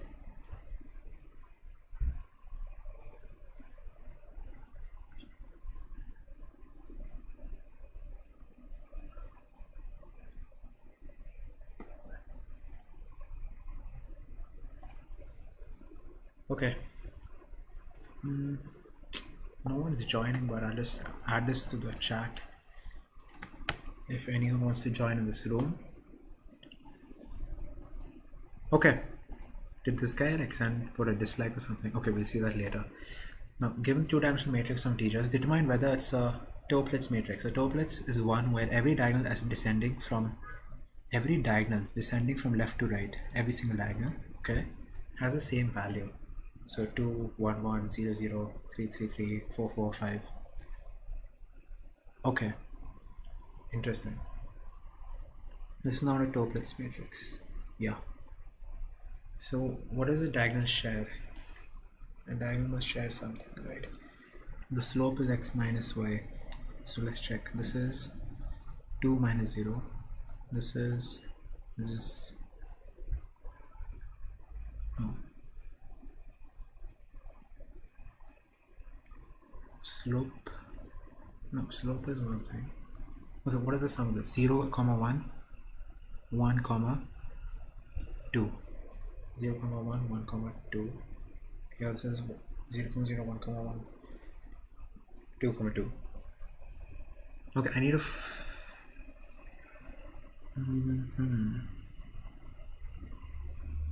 okay, it can be rectangular matrix. Okay, this is a bit hard.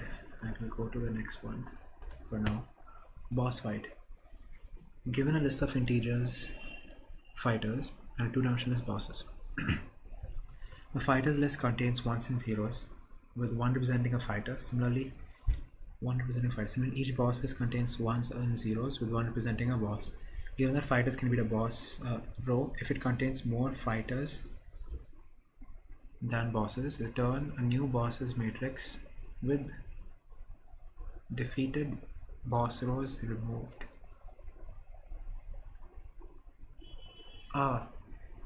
Okay, so they basically here the 2 ones, here the 3 fighters. Fighters can beat a boss row if it contains more fighters than bosses. The there's 2 fighters, correct? So this 2 fighters was able to beat 0, 0, 0 because there's 0 bosses here. There's 1 boss here. Yeah, just find the sum of this. If that is more than the sum of this.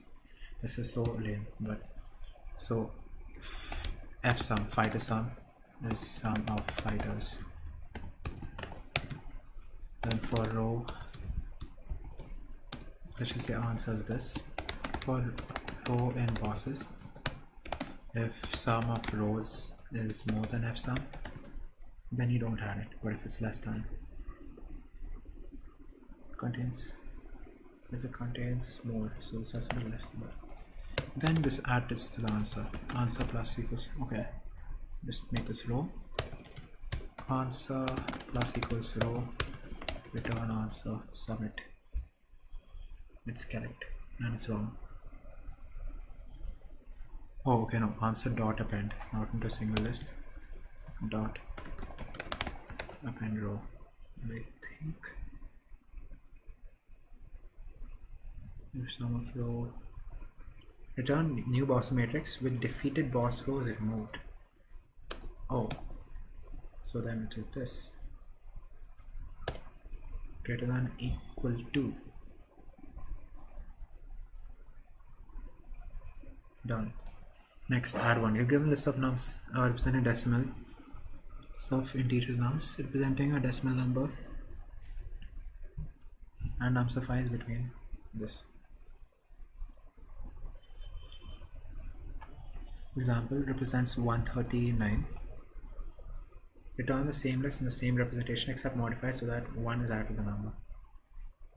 This is just addition, the carryover addition which I did. I've done this. So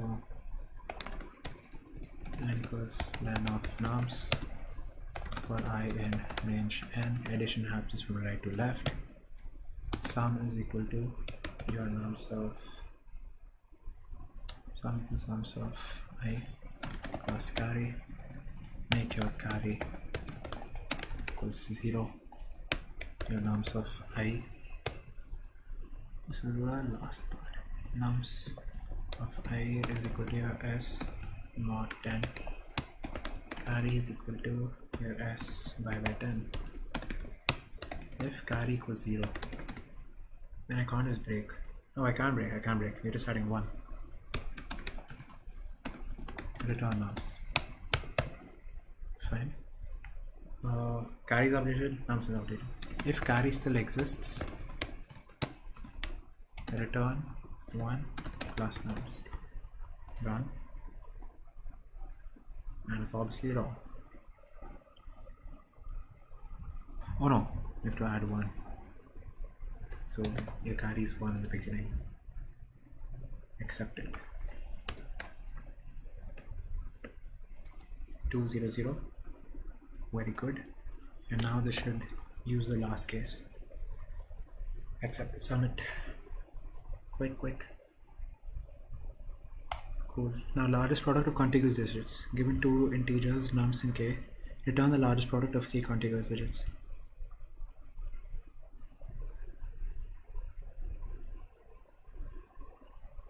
Okay, so just Windows. Yeah, that's it.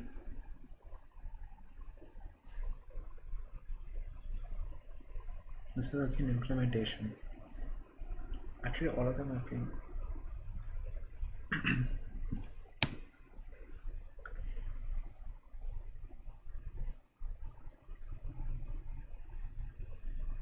So string equals star of num, n equals len of num. For I in range 0 to your len of num, take hops of 3. Right, and minus 3 plus 1 minus 2 basically, because last character will be this last index of I will be n minus 3, and if I take n minus 3, n minus 2, n minus 1, perfect. Right, so the power is equal to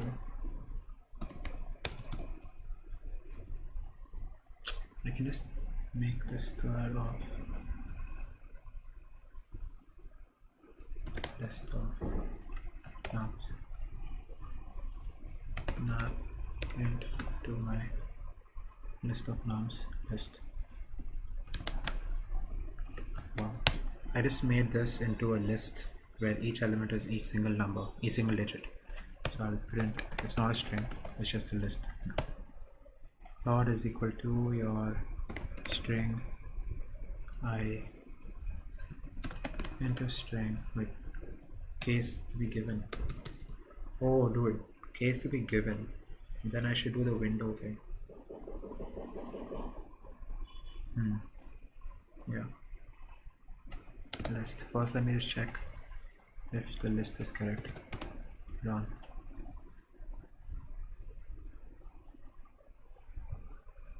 Empty list. What happened on this? What's the issue?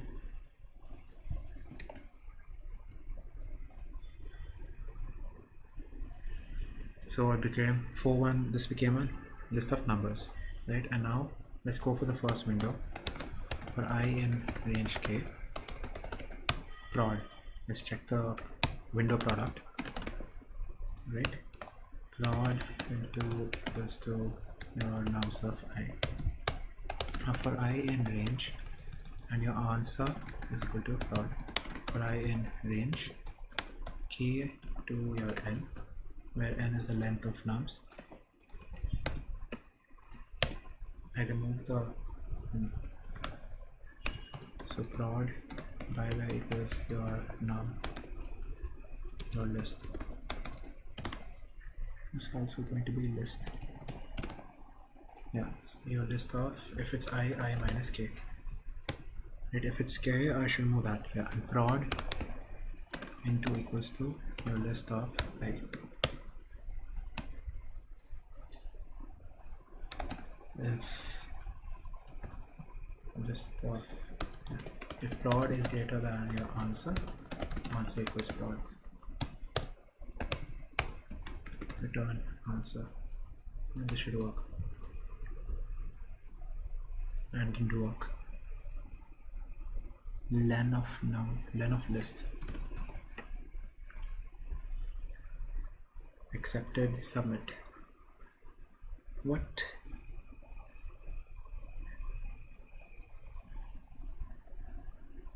Oh.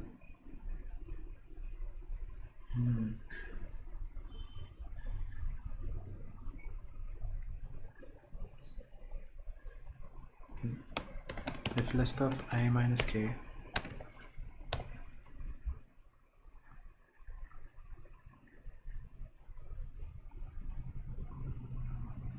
there might be more zeros. If that is a 0, just make it 1. If answer is, no, if it's 2 0 0 and they say 3,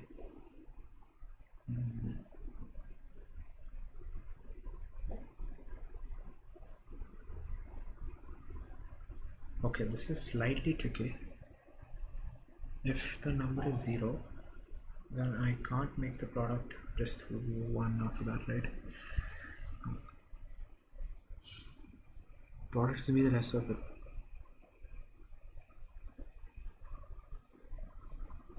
I don't know what the rest of it is, because 0 loses complete information.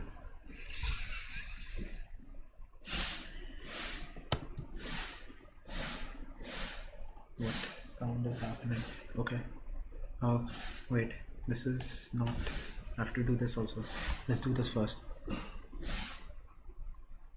Every diagonal descending from left to right has the same value. I need to go this way. So what are the commonalities?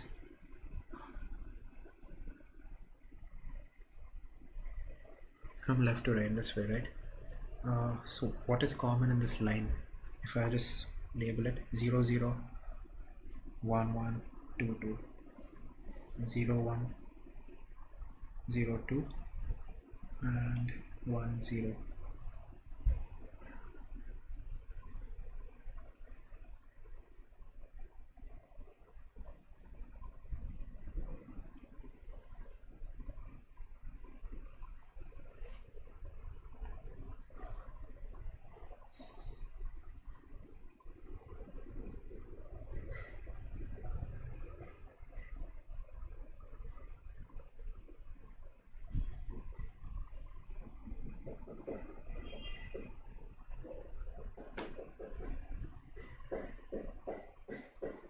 How will I?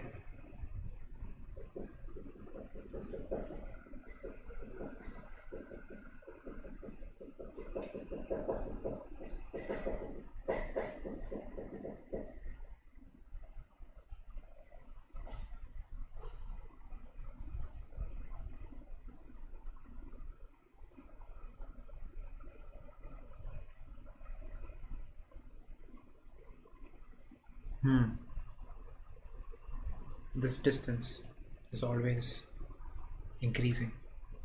Okay, got it. N comma n equals len of matrix comma len of matrix 0, and we'll also have a visited matrix just to not continuously go back to the same thing. For n range n, for I in range n, for j in range m. Right? So this will be O of m in solution.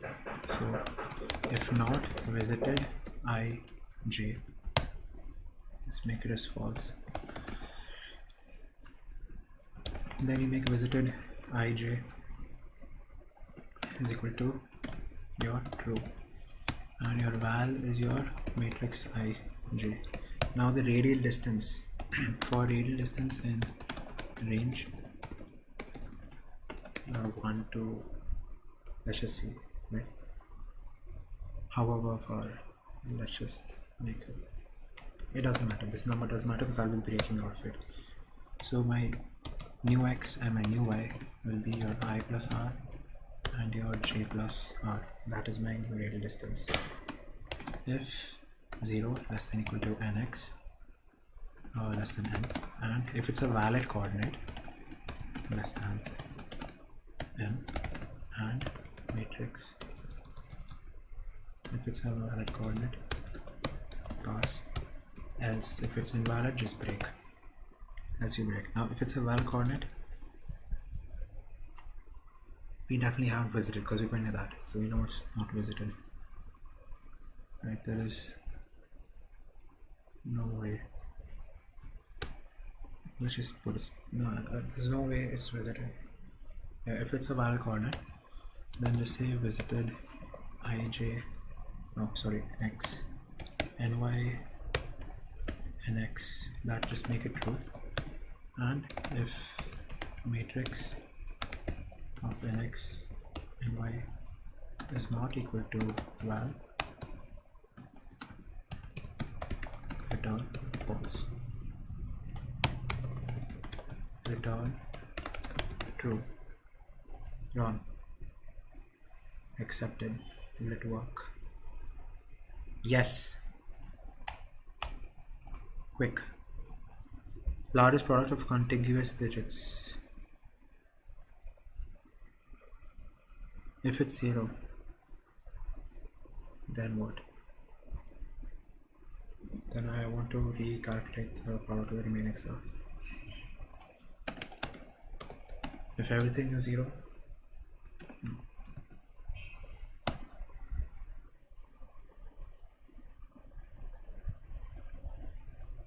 so I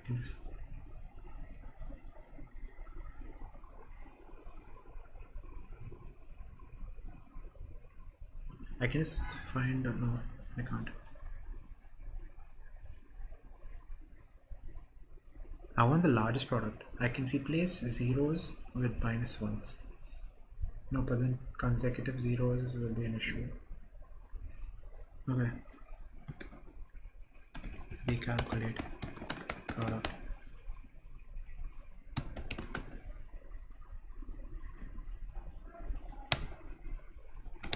I in for j in range. This is not optimal. I plus 1. No. I minus k plus 1 to your I.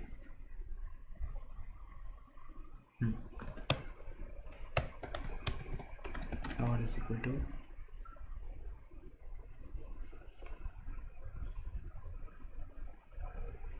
prod is equal to 1. Prod into equals to your list of j. If prod is equal to break.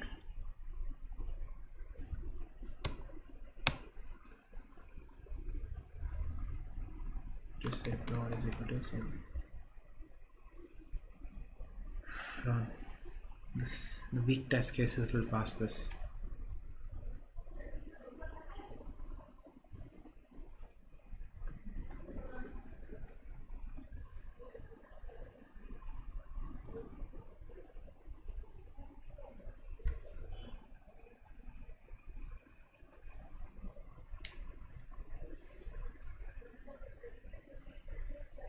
Oh no.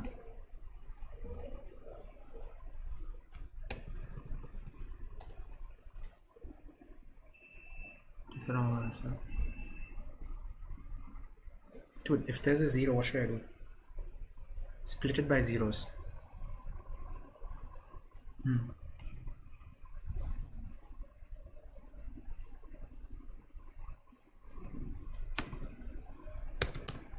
So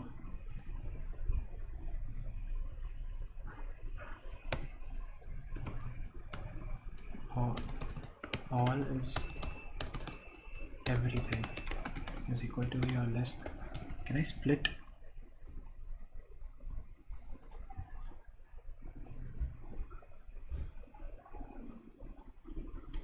I won't finish in time. Split it based on zeros. Anyway, minimum answer 0. And now we check. If the windows doesn't care, discard it. Otherwise, solve it on that. That would work. But that's a very... Let's do that. So I have num. So first I say star of num dot split on zeros. Okay, so then I have list of nums is this. Now everything. So each of the, it's a list of strings. Yeah, it's a list of strings. So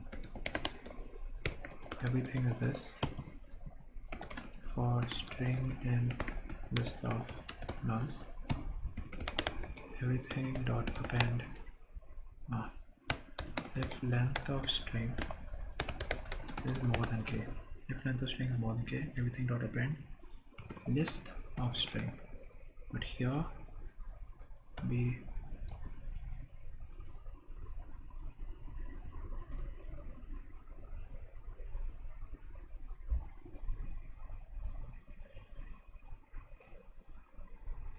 but here I'll do the mapping thing. If length of string is 1, then the list will be your list of you map int to the list of the string list. So I'm basically converting this each number into each number is a separate element in the list, right? But if there's a 0 occurring, we know that any window contained at 0, the product will be 0. So to split, it's actually a breaking point. So if there's a long number that's 0, take the left part of that, take the right part of that. Right, so list map and everything. And this is only if it's greater than k. Perfect. Then for list and everything, for each list, I have to repeat this process. Right, for each list, this I'm either doing something really wrong. Final is 0, and is your length of list. Go up to k, find the prod. Now there is no case that it can be less than 0. We know that. So do this entire process, and final is equal to max of final comma answer, because the answer is being reset every single time. So just fine. This is a big question. This was the first really big question. Accept, submit.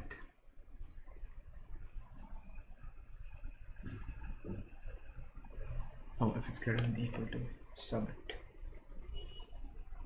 Yes, this was quite big. Cool. Let's look at scoreboards. In 4 minutes I did boss fight. Add one I did in 6 minutes. Then Dopless took 10 minutes. Oh, because of thinking. I had to think of the idea. And I think this also took some 10 minutes. More than 10 minutes maybe. Let's review these. These are the good ones.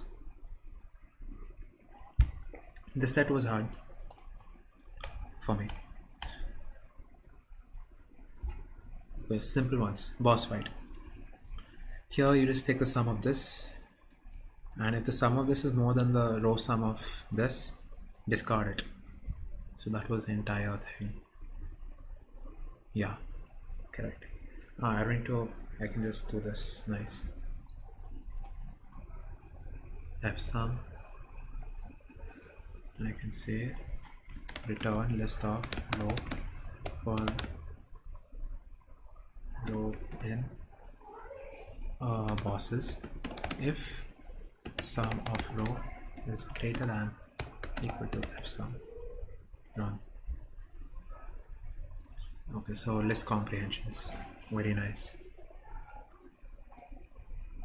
Perfect. Now add one. This is just carrying out normal addition, which we do on pen and paper. We had done a way trickier problem prior to this. So I don't think so there is any other difference. I'm fine with what I've done. Div mod is same thing. Div mod, it gives you the division as well as the mod. Div mod. So this is done. This I will see later. Toplads, I want to see what they did. What I did is I have a visited matrix, right? Because if I've gone through a diagonal, then I don't want to check if there's a long diagonal like this, right? If there is, okay, if it's L, oh shit, yeah. Like if I've checked the diagonal once, I don't want to go start from here and check it again and start from here and check it again. So for that reason, I had a visited matrix which would mark it, right? Now I iterated like row by row, and whenever a number is not visited, I make it visited, and then I go radially. Okay, so like if you notice in a diagonal, from going from here to here, your row and column increases by 1. Going from here to here, your row and column index increases by 1. This is 0 0 1 1 2 2. This is 0 1 and 1 2, right? This one is 0 1 0 1 1 2 and 2 3. So you're increasing, you're going like this. So your Manhattan distance is increasing row by 1, column by 1. Yeah, row by 1, column by 1, row by 1, column by 1. So this is my radial distance. R is the radial increase. So my new x and new y will just be my old, where I started from, plus this r, right? So increase it by 1, increase it by 2, increase it by 3, and check if it's a valid index, if it is less than n, and if the row and column are less than n and m. Mark it as true, mark it as visited, so that when I reach, if I've done process this diagonal, I don't want to process it again from here. And if that value is not equal to the top thing's value, return false. If this thing runs for the entire thing, then return true.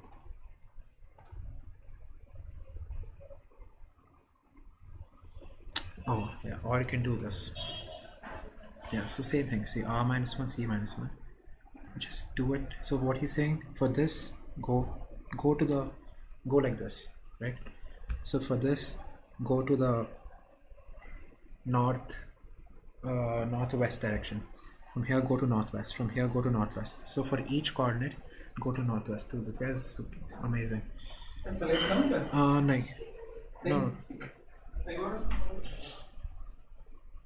Yeah, so for R in this, for C in this, and for each element, check the northwest element, image it northwest. If they're not equal, return false. Nice. I don't know why, or you can just check the southeast. You don't need to iterate each diagonal individually. This is what the mistake I made. I iterated each diagonal individually.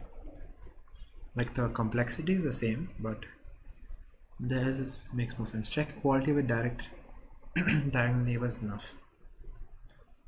Really nice. Yeah, this was the mistake I was making. Very cool. This is a good question. Boss fight is done. Add 1 is done. Okay, this one I was 99% fast, so I should have the right solution, I think. I think it's similar. We can improve our brute force. We'll maintain a window. I have to really think about this. Let's perform brute force. First, convert string to a list of integer digits. This is what I did. Convert string into a list of integer digits. Now for each starting position I, let's calculate the product. Yeah, so this is nk, right? There are n minus k plus 1 substrings, and there are k of them. So it's n minus k plus 1 into k. This is the brute force. He converted it. Yeah, he converted. Nice. Convert the list. And this is brute. Cool. And this is the optimized. Mine is also optimized. I think my solution. Oh no. Yeah, my solution is also not O of nk. It is O of n. So no, not this problem. I think this is the last problem, then I'll quit.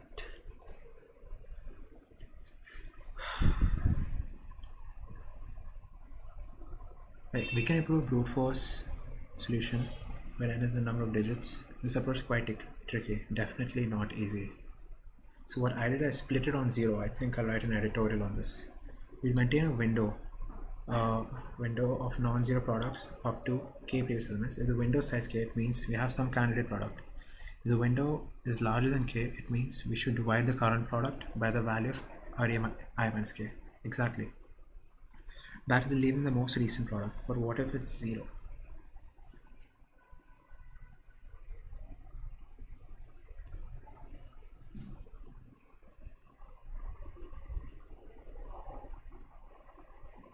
How does it handle the 0 case? So if not window, disappend. Elif x. Okay, else. Okay, if it's 0, you clear the window. You clear, what does clear do? Clear in Python. Clear method removes all items from the DQ. Interesting. Yeah, so whenever 0 is encountered, he clears it and then he starts again. It's same as splitting on zeros, but this is neater. So what I did is, whenever there's a 0 in that list, like I split the list into further lists. I consider this case, I consider this case, consider this case, which makes sense. Okay, and he clears it and again keeps increasing the window. Right? If not window, append. Elif if window exists and the number is not 0, increase the window. And if the window is of more than k size, then you can divide and pop left in DQ is O of 1. Nice, this is really nice, man. My solution was quite cool. Yeah, so we'll see very quickly. Suppose if the number,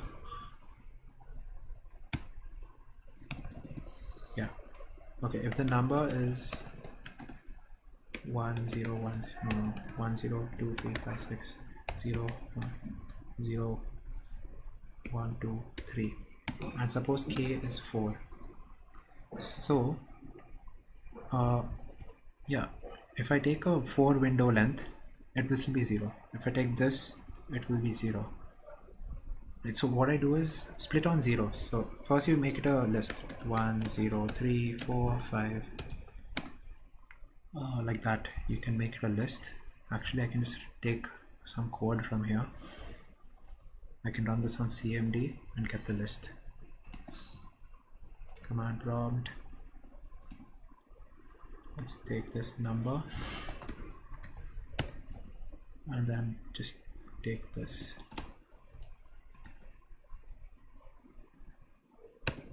String equals your stir of num. Very cool.